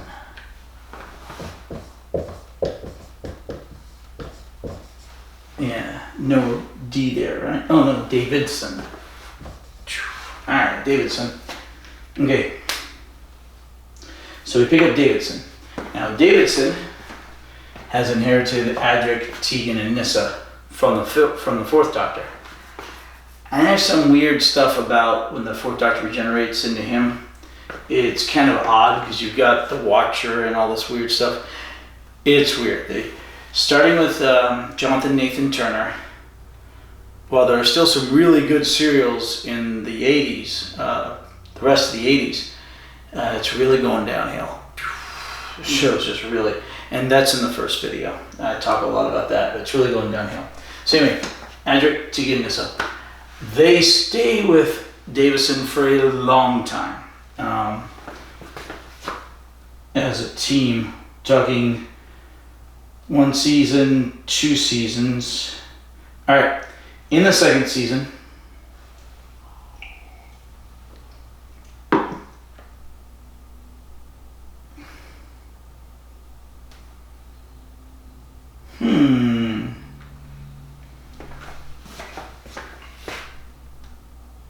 I don't think Tegan's the alien. I think that's Turlough.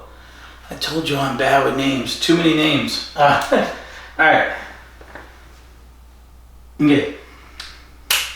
All right. In Davison's first season, you have a really, really sad episode. Remember I told you occasionally companions die. The most famous companion death is Adric. Adric dies trying to save a giant asteroid or a giant spaceship from hitting the Earth. Now supposedly the spaceship that hit the Earth was the planet event that wipes out the dinosaurs and allows man to evolve or whatever. It happens a long ways back in time. But Adric dies. The sad part is he doesn't die saving everyone else. He dies trying to save the Earth, although it would have rewrote our history. But he doesn't have the opportunity. Right as he tries to do what he's doing, somebody shoots up the computer that I think a Cyberman shoots up the computer he was going to use. So his attempt was in vain. But yeah, now while the other 2 companions who died prior to this were only companions for a short period of time, she didn't have a big connection with them. Adric had been there since Tom Baker, there for for about a year, and was reasonably well liked, and it was a very sad moment. During the credits, the end credits on the episode where he dies, there's no outro theme music. It's literally just silence as the credits go by, which I think was a good move. Good move, poor Adric. All right. Anyway, sorry about Adric. But no. Nyssa and Tegan, I think were human. Turlough, I think, is the alien. Turlough. Once Adric dies, the Doctor goes with Nyssa and Tegan for a long time. Or for 4 or 5 serials, just the 3 of them. Then we have Turlough popping up. L-O-G-H. L-O-U-G-H. In an episode or a serial that takes place back on Earth, back at the Coal Hill School. Okay, and Turlough And the Brigadier shows up again. I told you he'd be back again. Hey, Brigadier. All right.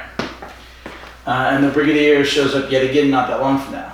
But anyway, so we get Turlough, and he's the alien who was hiding out in the human school. Sorry, Tegan Turlough. You can see how that could happen. Anyway, nice to see the Brigadier again. It's wonderful. Nice to get Turlough. He's a really interesting character. And then we have, the Brigadier stays. He's just staying on Earth, but we have Turlough, Nyssa, and Tegan back in the TARDIS again. So we've got a full complement again. Now, I remember I told you in the first video that Davison could not put his arms around the younger companions, the female ones, because he was the youngest Doctor ever at the time, and they didn't want to keep away any kind of sexual tension or anything that could even be construed as that. So,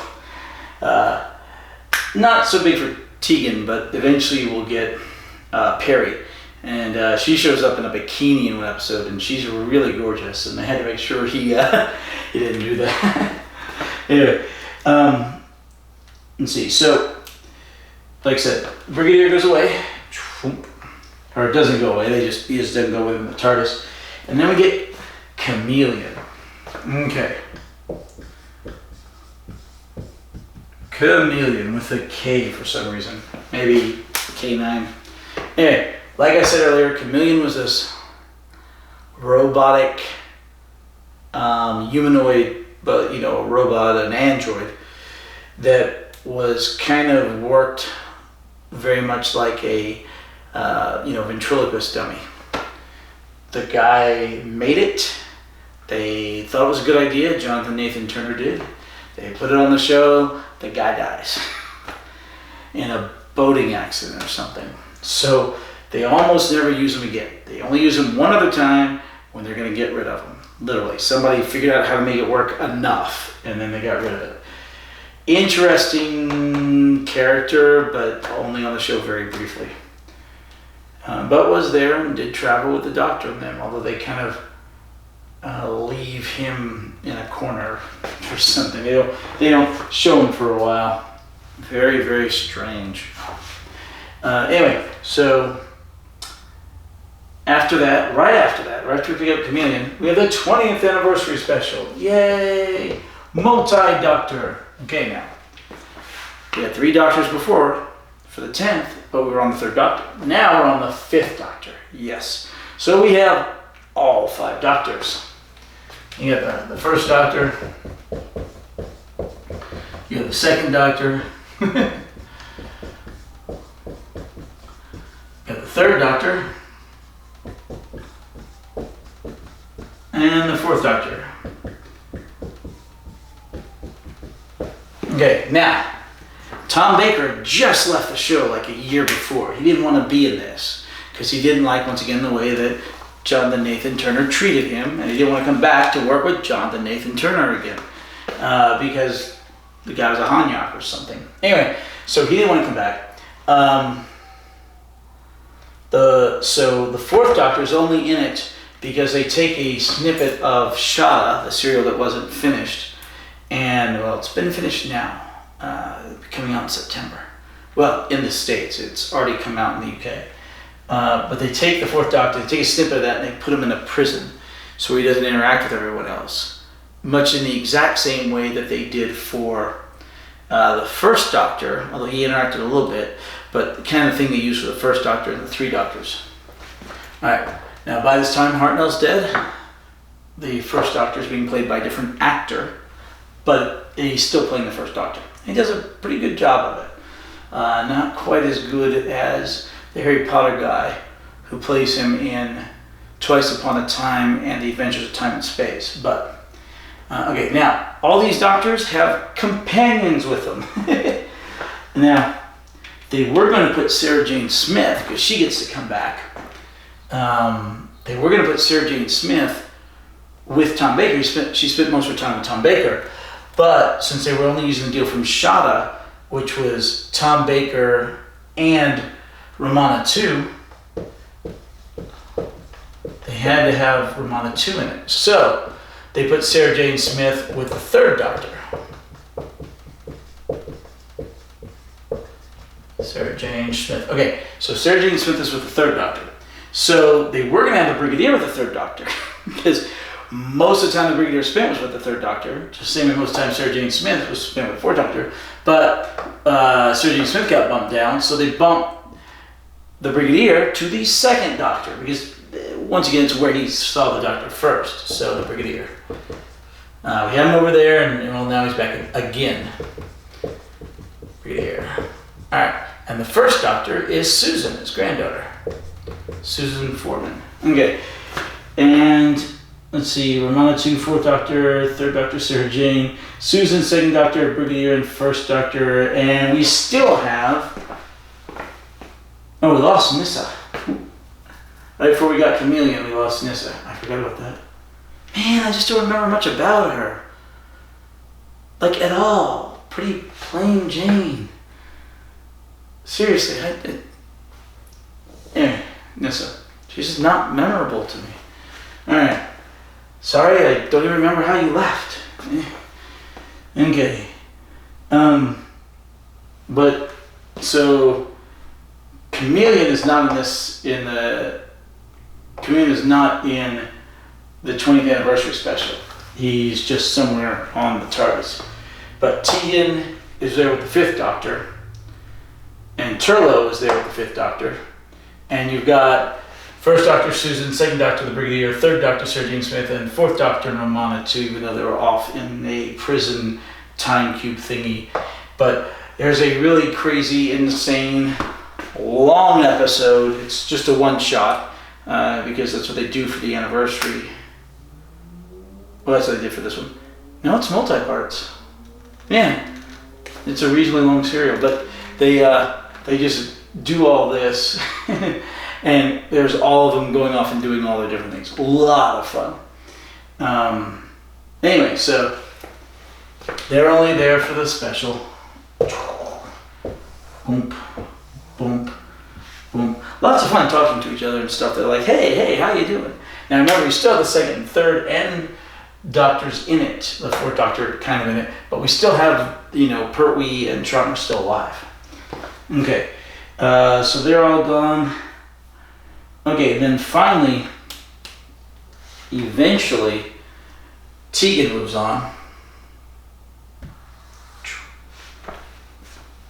He lasted a long time, actually. He lasted about 2.5 seasons.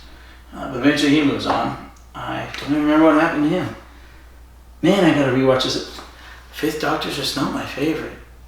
I mean, Tom Baker's just such a hard act to follow that I don't watch the Fifth Doctor stuff very often, hardly at all. It's kind of like Star Trek Voyager. It's like, why bother, Okay, and there's so many companions to try and keep track of. Alright, so Tegan leaves, and we have Turlough. And in one of those things where we're shifting through people again, the very next serial, Planet of Fire, we get rid of both Turlough and Chameleon. Chameleon has to come in and do some crazy stuff to save the day, and it's kind of weird. It's just an excuse to get rid of him, and I think he dies. Turlough moves on and leaves. Once again, he's traveled with Dr. long enough. He's an alien. I think he may even be back with his own people. I can't remember.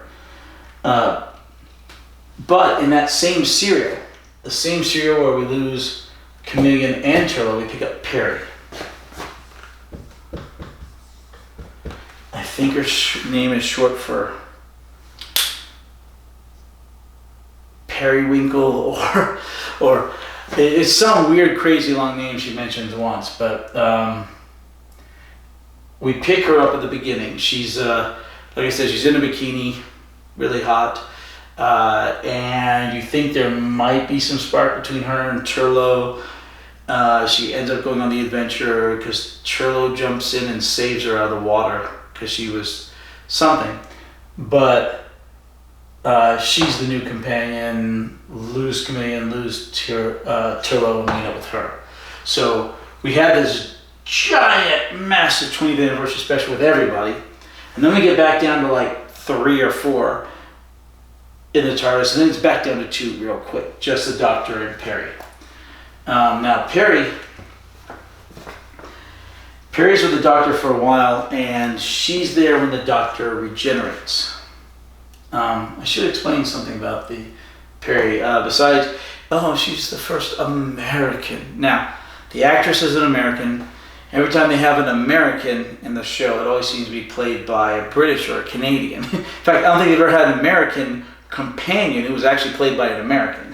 I think they've always been British or Canadian or whatever. Perry was British, but she, I think, had grown up in America, and she had the accent down perfectly. Really good job of that. But yeah, her character was American. So there's a scene with the Sixth Doctor where the Sixth Doctor, she's reading something off, and she says Z. And the Sixth Doctor goes, Z? What do you mean Z? Oh, Z, you Americans. Because in America we call it the letter Z, and over there they call it Z. Don't know why. Anyway, but Perry she's not a ditz. Not like Jo Grant by any stretch of the imagination. But she is adventurous, reasonably smart, but besides her looks, she's a bit more of an average individual, unlike some of the amazing people the Doctor had been traveling with, like Romana or Sarah Jane, or heck, even to a lesser extent, Turlough was remarkable. Adric was remarkable. Tegan and Nyssa less so, but I mean, she's just a normal type person. And after a insanely large crew of people, to get it back down to 2 and then have the other person be more of a normal companion again is actually refreshing. Anyway, so she's with the Doctor when he changes. So we go to the Sixth Doctor. And look at all these companions and the crazy stuff with the 20th anniversary. Okay. So all we have now is Perry and the Doctor. The Sixth Doctor, Colin Baker.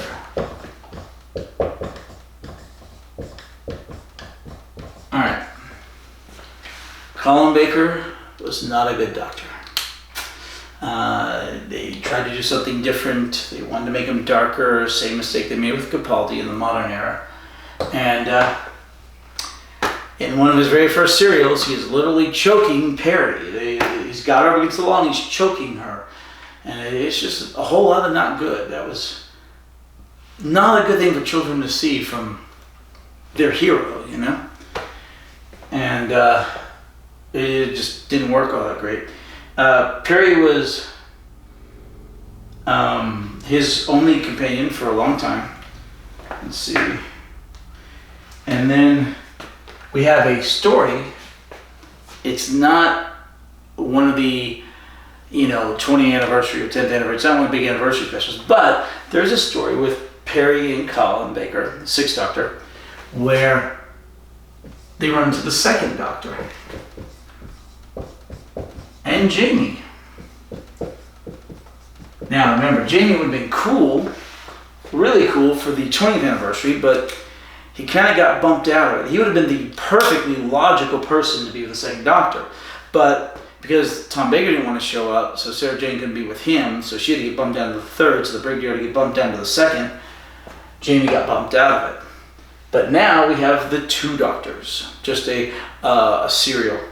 And you have Jamie and the Second Doctor in their TARDIS meeting up with, the Sixth Doctor and Perry. Lots of fun. Kind of interesting. It's the first time they've done multiple Doctors meeting when it wasn't an anniversary special. Really cool.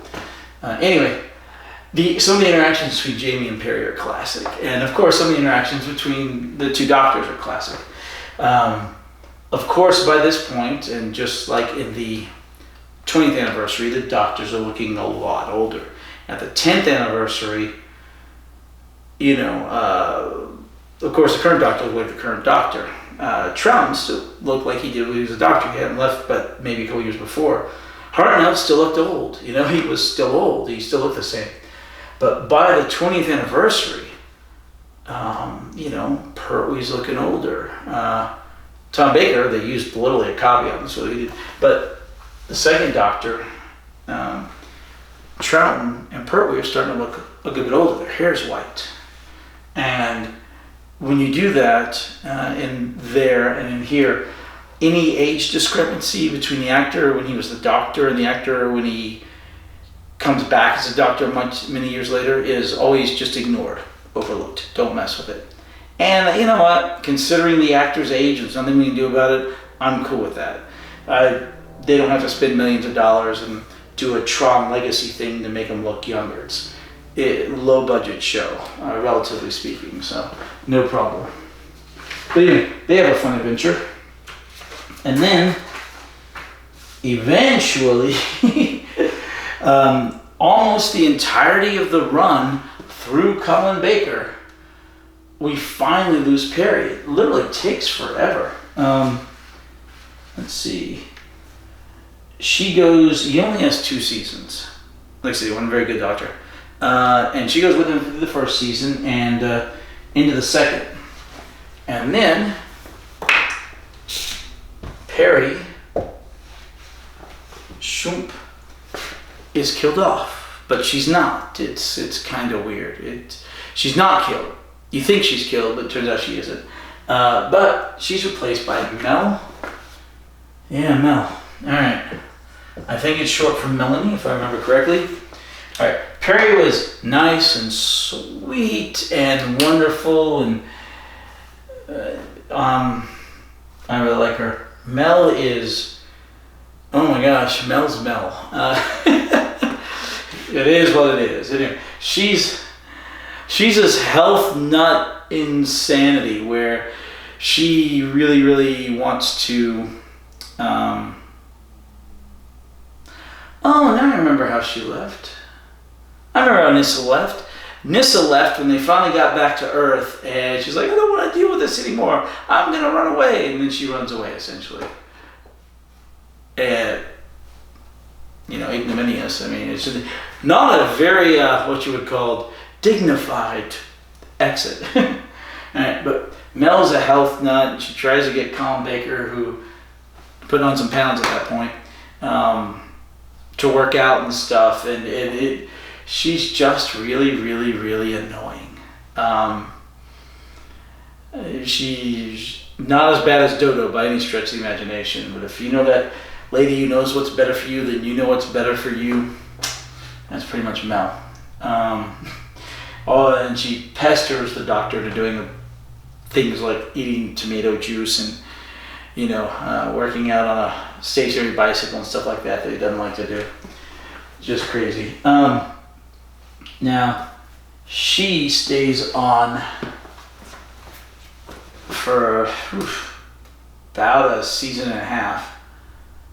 And she goes with when the Doctor goes to McCoy. Alright. Now, I know what you're thinking. We seem to be running through these later companions and later Doctors faster than we do the early ones. Well, partly that's because there were a lot more episodes back then. There were a lot more companions. There were seriously just a lot more deals that they did. You've got 13 episodes a season or 10. What's it now, like 10 episodes a season? You're just not going to have that many companions or that many, unless they're one-offs. And a lot of these, like Perry, the Sixth Doctor had 2 companions, Perry and Mel. That was it. 7 Doctors, 2 companions, Perry and Mel. Oh, and the Brigadier comes back again. But they just don't have that many companions like the 4th Doctor had and the 3rd Doctor had and the 2nd Doctor had. The budget keeps getting smaller on the show. They can't afford so many companions. And I kid you not, the budget got micro by the end. Okay, let's see. And we have the 7th Doctor, McCoy. Alright, now Mel is a companion with him, and she gets to see him regenerate. They didn't even bother inviting back the old Doctor to regenerate. They basically put a wig on McCoy and put him on the bike and he falls off the bike, stupid stationary bicycle or whatever, and then he regenerates into McCoy. It was not very nice of Turner. Anyway, but the show was trying to be canceled by the BBC. They already tried once to cancel it, and they let it come back because of a big brouhaha, and the show limped along for another 3 years, or 2 or 3 years. Yeah, 3 seasons under McCoy, and then just literally keeled over. Just fell over, and the BBC canceled it, and at that point, no one cared. It was just sad. Or I wouldn't say no one cared, but there wasn't a big outrage from before because it wasn't as good. All right, Mel is with the Doctor through his first season, the 7th Doctor. And then we trade out Mel, who was, like I said, middle-age, health nut. Kind of, if you've seen 1980s clothes, she wore them. Oof. We trade out Mel for Ace. Alright, Ace is a great companion. Ace is a streetwise female, it's a girl, female companion. I realize that name could, it's unisex. But Ace, she carries around a baseball bat. She literally beats up Daleks with a baseball bat.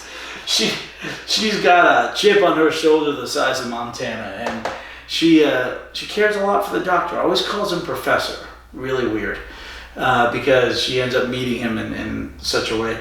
But she calls him Professor, and she is just a scrappy and as anything wonderful companion. And in fact, she does a lot of the actress who played her does a lot of the Big Finish audios and stuff. But yeah, she's fantastic. And the Brigadier does show up for one more go around. Although his very final one was during the Sarah Jane Adventures. He was supposed to show up in the show, but he passed away. And that's it, literally. I mean, like I said, he was there for 3 years, and this is it. This is all he had. Mel, Ace, and one shot with the Brigadier. Of course, Foomp. And the show is canceled after the 26th season. With McCoy and Ace. And that's it. They, unfortunately, 1989, December, got the axe. Now, we go to the 8th Doctor, McGann. So, Ace didn't have a goodbye. Not really. I mean, there was no goodbye. The show got canceled. They didn't get the end episode. They kind of get to walk off into the sunset, kind of get to have a little thing like that, but, not a proper one. Brigadier, of course, doesn't say goodbye. Mel, she just kind of goes, you want him, he's yours, I'm staying here. Literally. Basically, it's like, I'm going to stay here on this alien space station. You, Ace, you go do this stuff with the guy. I'm just moving on. Kind of funny. Alright. Now, Ace does not show up in the TV movie. Because remember, now we have the skip from 89 to 96. And we go the 8th Doctor. 8th Doctor, McGann. Alright, Ace, nowhere to be found. Now, at the beginning, you do have the direct continuation. And they do have McCoy showing up at the beginning of the TV movie. And he dies. And he regenerates into the 8th Doctor, McGann. But he has no companion at that time. We don't know what happens to Ace. Supposedly in the books or something, she went off and became some big hotshot. I don't know why every single person in the Doctor universe has to become a bigwig somewhere and do something like that. Some people just want to go lead normal lives, But they do that for a lot of companions in the books because they glorifies them or what have you. Anyway, the 8th Doctor, McGann, had Grace as his companion. And this was the first time that the Doctor gets romantically involved or has any sort of attraction to a companion. He and Grace are sexually attracted to each other, romantically attracted to each other. And they, She's really pretty. She's really capable. And there is also I think she's a reporter again, although I can't really remember. It's been a while since I've seen the TV movie.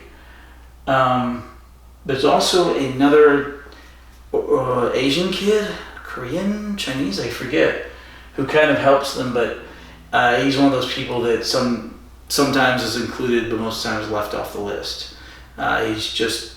He's not getting in the TARDIS with the Doctor at the end of the episode like Grace is. I don't believe. Man, it's been too long since I've seen this. But anyway, once again, there is no goodbye. I mean, the show is not picked up from what was essentially the pilot. So Grace doesn't get a send-off the same way Ace didn't get a send-off. It's just boom. And then we skip, fast forward yet again to the 9th Doctor, to the 21st century, 2005.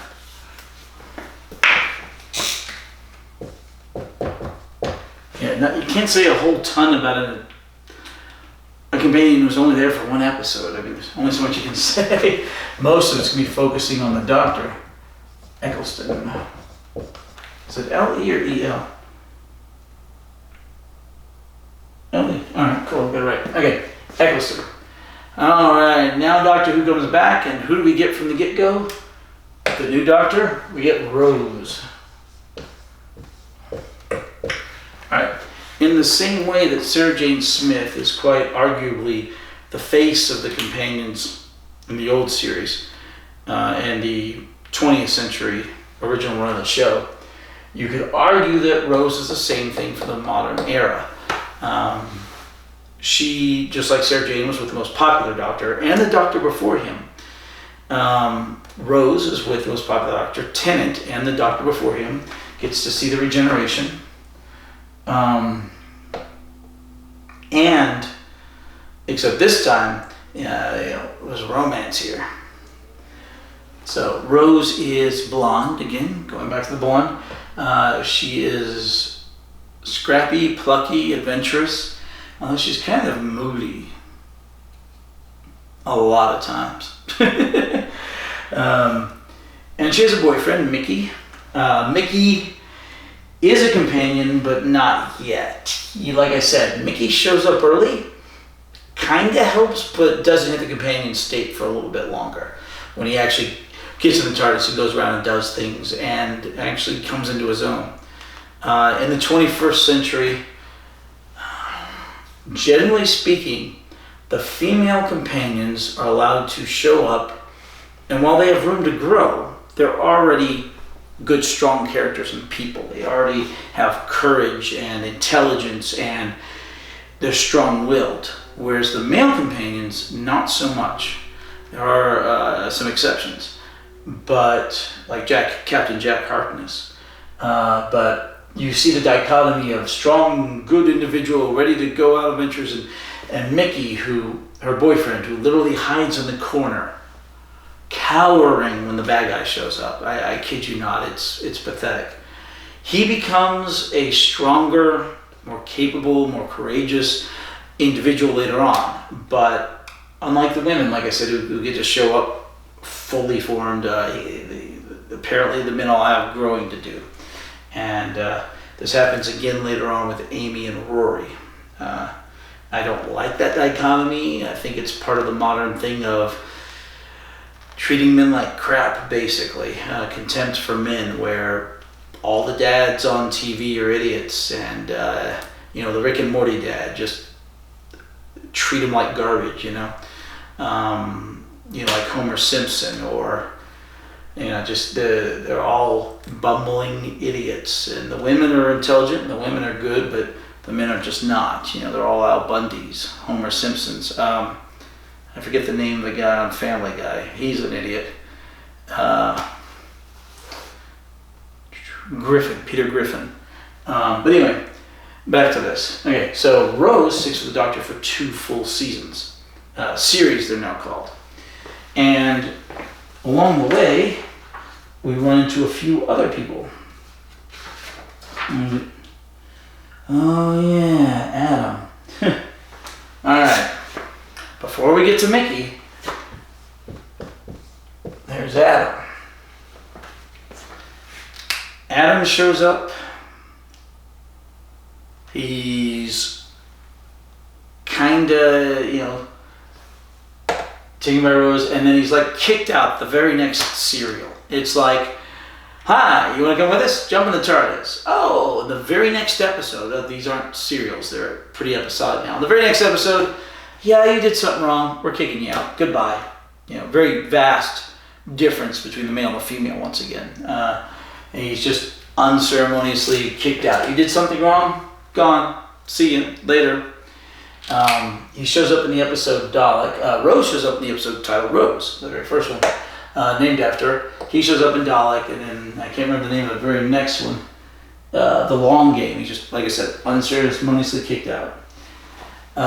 He's kind of a techie geek. Greedy. That's actually why he's kicked out. He's trying to make money off of knowledge he gets from the future and sending it back to now. So that's his main characteristic, is greedy, apparently. Kind of little Weasley. Not like Ron Weasley. Talking Weasley as in the small Weasley individual. Rose, of course, is good and big and strong. Then we get to what is possibly one of the best companions of the modern era, and a perennial favorite, Captain Jack Harkness. Or we'll just probably put it here, Captain Jack. Alright, Captain Jack is awesome. He's from way in the future. He's running a sham huckster game, but ends up running around with the Doctor and saving him and Rose.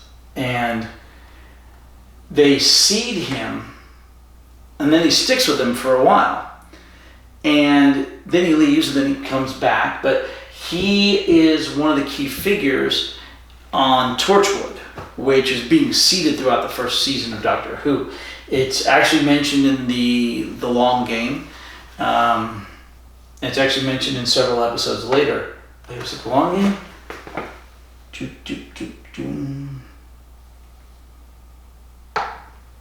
Oh, I think it's the Long Game. Anyway, he gets, Torchwood gets mentioned there. But anyway, Captain Jack,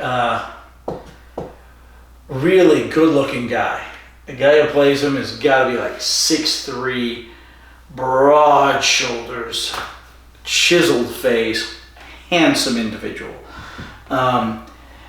And he plays it up. He is the sex symbol, attracted. Everyone's attracted to him, and apparently he's attracted to everyone.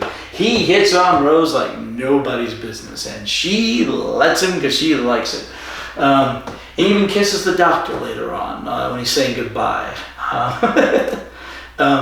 He is omnisexual. He just likes everything, anything, will do anything, anyone, any weird alien being.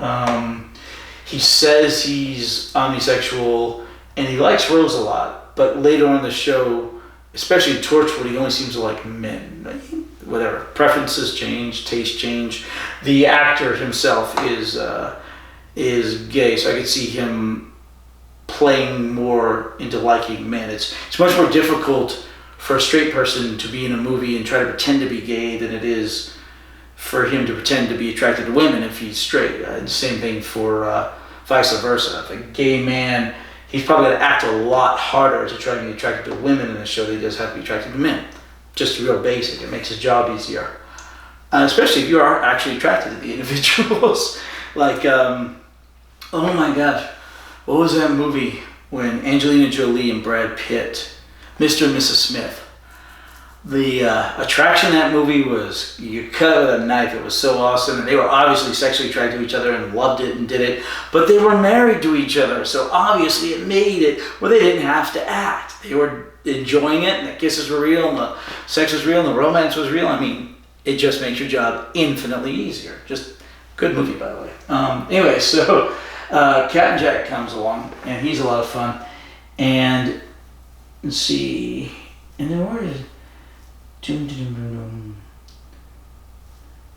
Yeah, and then he goes away. Floop. And right when he goes away, he leaves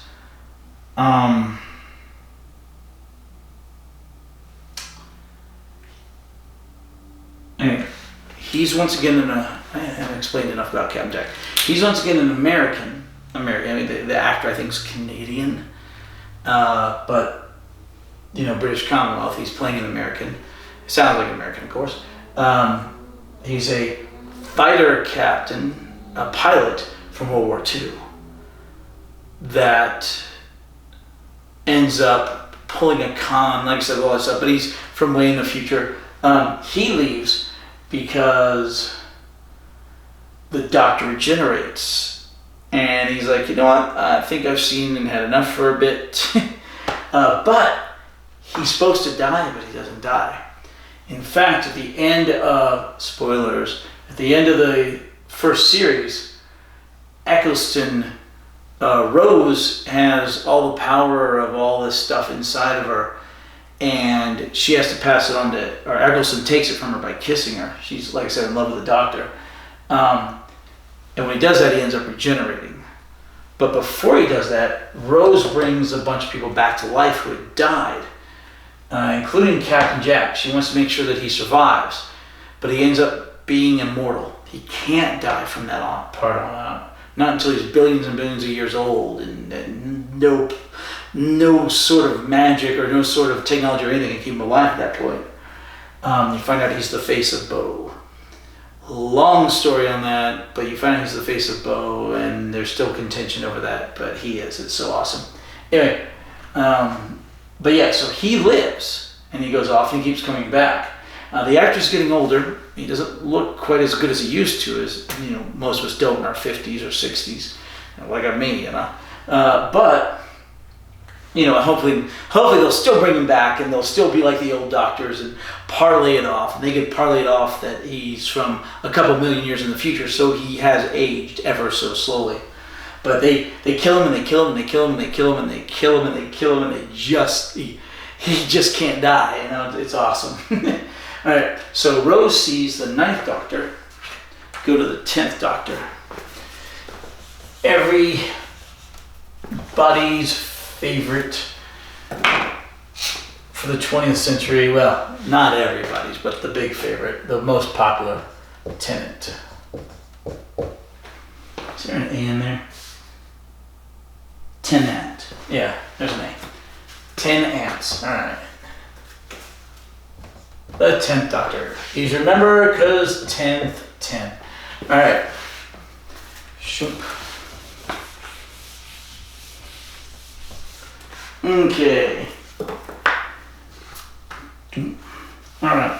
Now, during Tennant's first season, series 2, we finally get Mickey coming in, basically, as a proper companion. Some people will include him as a companion in the earlier stuff, even though he doesn't realistically do a lot with them, and even though, but he was there.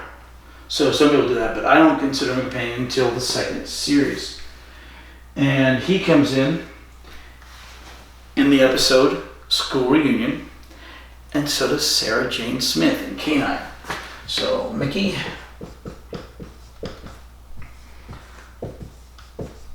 Sarah Jane Smith, and K9.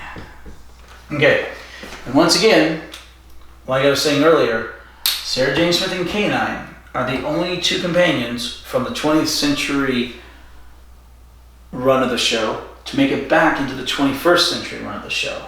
Only two. And they were in the Sarah Jane Adventures for 5 seasons. Anyway, wonderful, wonderful episode, School Reunion, lots of fun. Sarah Jane still has K9 from when the Doctor sent it to her for K9 and Company, but he's broken down. The Doctor fixes K9, they save the school, they have a great time. Sarah Jane's like, Doctor's like, you want to come with? Sarah Jane's like, nope, done that. I've got a life here, thank you, it's good. But in the same way they had seated Torchwood with Captain Jack Harkness, they're seating Sarah Jane, the Sarah Jane Adventures here. And Mickey's with him, and that's also fun. But that's like I said, he has that line, "I'm the tin dog." Anyway, so Sarah Jane Smith and K9 are there for that episode. They will come back. And no, I'm not counting the Brigadier's animated corpse as a stinging Cyberman. That was just wrong. Let's see. Okay, now, Rose. Okay, this isn't a final goodbye at all. And they're only there for that episode. And they do come back, so it's all good. They just say goodbye. All right. Rose and Mickey keep traveling with the Doctor. And then Mickey gets left on an alternate timeline. Was grandmother still alive, if I remember correctly? It's kind of interesting. He just kind of walks, just takes his leave. And good for him. He was finally building up and manning up and walking off, doing his own thing because he wanted to do it, not because he was running around after Rose all the time, which is what he was doing in the earlier stuff. Eventually, he marries a different companion. Or at least it's implied. He and who is it? Jones, Martha Jones, are together. Let's see. All right. Now, at the end of the second series, Rose leaves. All right. She gets stuck in a parallel dimension, a parallel world, where there's a giant rip in space-time, and that's the only reason they were able to go there. But there was a giant pull-through of Daleks and Cybermen and all this stuff, and the Doctor ends up having to leave her in this alternate universe, and he burns up a sun in order to talk to her for a few more minutes. It's insane. But anyway, very tearful, tearjerker goodbye. Because it cuts out right as it looks like he's going to tell her that he loves her. In the exact, because she told him, and so he goes, right as he's about to say it, he cuts out, and really sad. Now, don't worry, we see Rose plenty more. Nobody's ever dead or gone in 21st Century Doctor Who. Not really, not properly. No, except I guess the Brigadier, because the actor has passed on. But he's been replaced by his daughter, because in modern days, everyone gets replaced by their daughters. Alright. Now, the 10th Doctor, after we lose Rose at the end of Series 2, we have the Christmas special. And in the Christmas special, we have Donna Noble. Alright.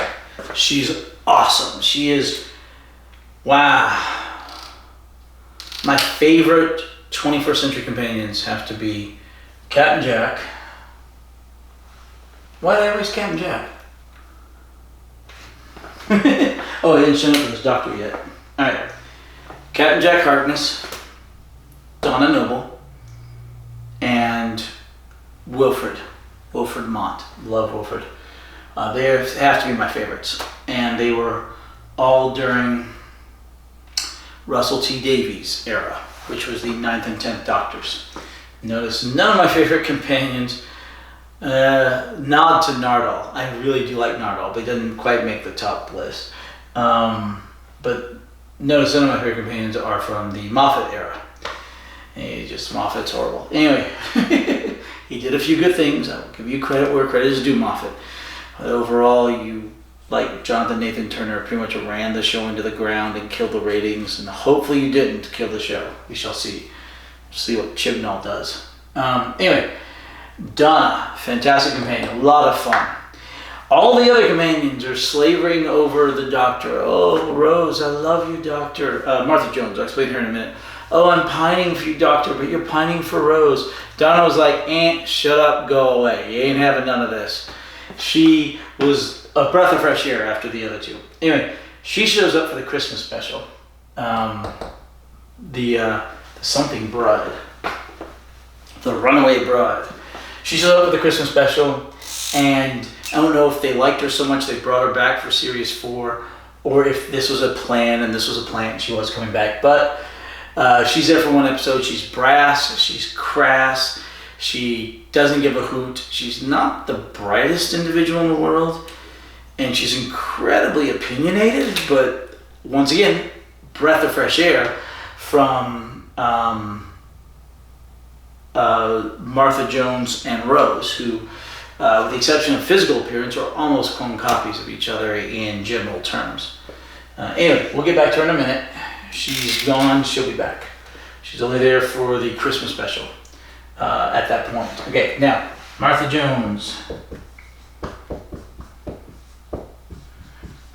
Okay, once again, notice, generally speaking, fewer companions because, fewer episodes, although at this point, the episodes are taking places of the series, so there are more stories, generally speaking, but they're shorter seasons, so most of the Doctors aren't going to have too many companions.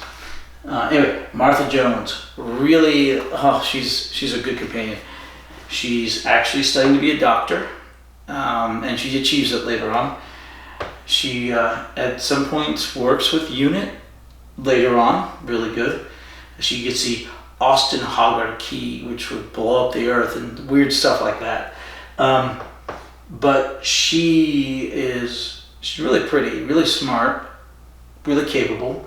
Goes on and she does stuff with Torchwood later on, and does stuff with UNIT later on, and stuff with Mickey. She and Mickey seem to be a couple later on. Really good development in her character over the years. Not necessarily in the one season she was on the main part of the show, but she keeps coming back in different roles. At Torchwood and then with UNIT and doing all this stuff. In fact, a spin-off with her would have been really nice, sort of a modern UNIT spin-off. Didn't happen and probably won't happen now. I think the time for that would have been during Russell T Davies' era. But yeah, really, really good companion. So she's there for the third series,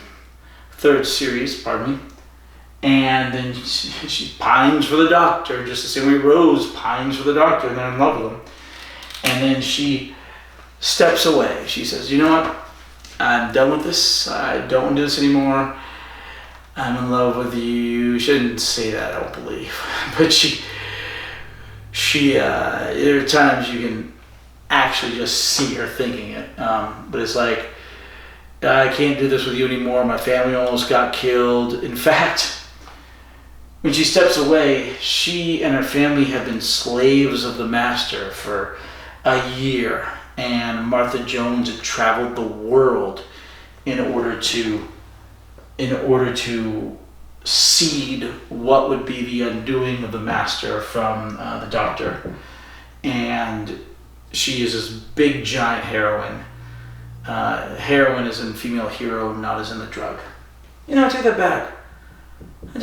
She really did develop even in her season, because that was her final episode, and she had come so far from when the rhinoceroses took over the hospital. Yeah, she grew during her series significantly, and during the year that she was traveling the world, seeding the doom of the Master, and of course then again much later. In fact, maybe outside of Sarah Jane, she may have the most, and Rory, she may have the most growth as a companion. Yeah, because Rory gets good. Anyway, she's wonderful. But she leaves, so she doesn't end up dying or, running around forever and having her whole family die after that deal with the Master. With the modern Master, that one is just fantastic. He's nutbar. He's great. All right, so now Donna comes back. Let's see.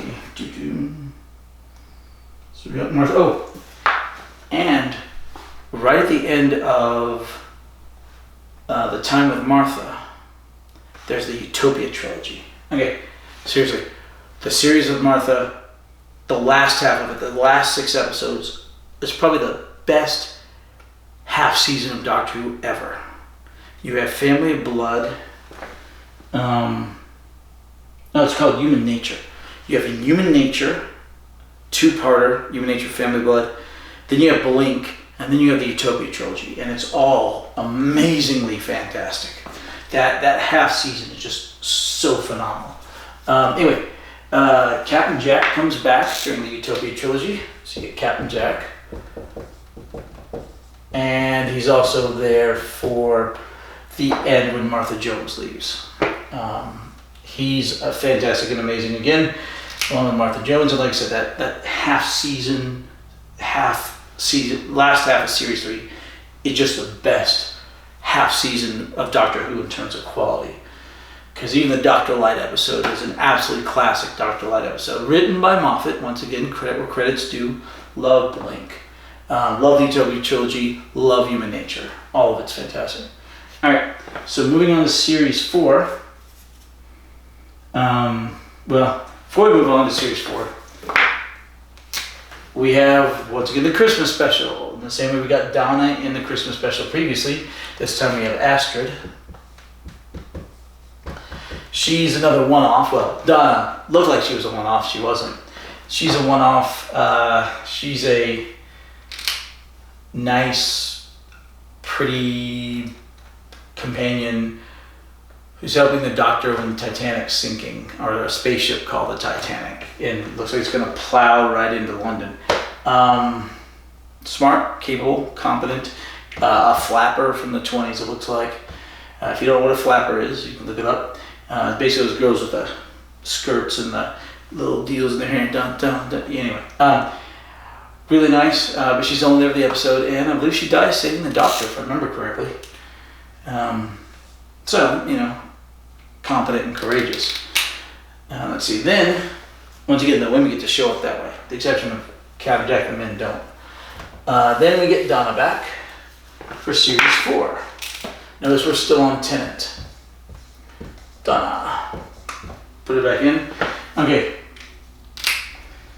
Like I was saying, Donna is really good because she isn't in love with the Doctor. She brass and crass and just wants to, be herself. She hasn't put up with anything, but, she just does her own thing, and she's always kind of paranoid she's missing out on stuff, which is weird because half the time she doesn't notice things. Like I said, not the brightest of the bunch, but it was really, like I said, a good refreshing change after Rose and Martha Jones. Anyway, during series 4, in which case we have Donna, Captain Jack, let's see, we have Martha come back, River Song. Okay. Alright. Martha Jones comes back to help get a giant pincer thingy off of Donna's shoulder. Something that's changed everything. And the episode is Turn Left. Fantastic episode. Watch it if you can. About the choices, the differences that things make, and what would happen if the Doctor died, how bad a shape the world will be in. Absolutely fantastic. Turn Left, a great episode. And Martha Jones shows up for that one. She's with UNIT by this point, and she had done some stuff with Torchwood. Anyway, so we get River Song.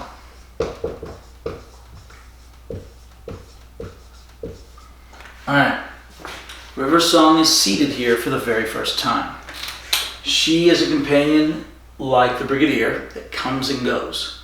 But comes and goes really frequently. Or like Captain Jack to a lesser extent. She, later on, marries the Doctor. It's the only time we see the Doctor married on the show. He marries River Song. He, of course, eventually becomes a widower when she dies.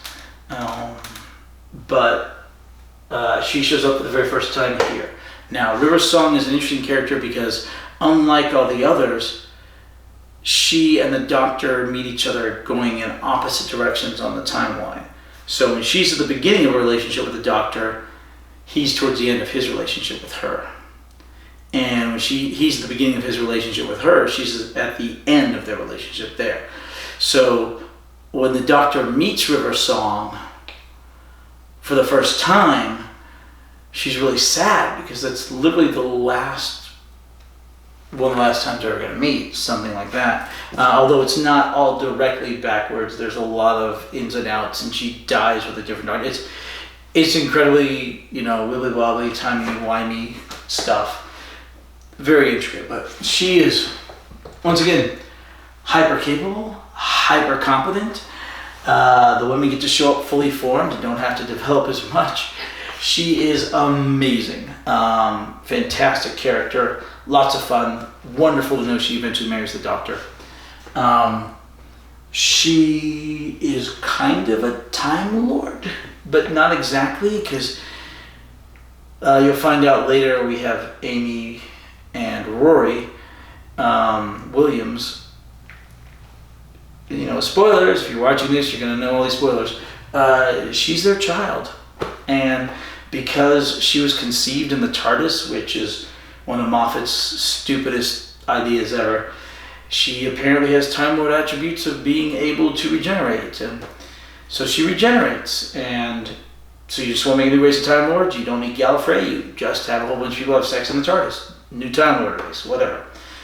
But apparently she gives them all up to keep the Doctor alive at one point, which is yet another interesting ability that apparently Time Lords have that, other people, one of those other interesting abilities. Anyway, River Song, fantastic companion. She's there throughout Tennant, Smith, Capaldi. So the latest 3 Doctors. We haven't seen any Whittaker yet.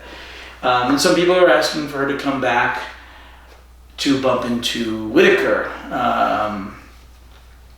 Although it would be 2 women, but at this point none of that matters anymore.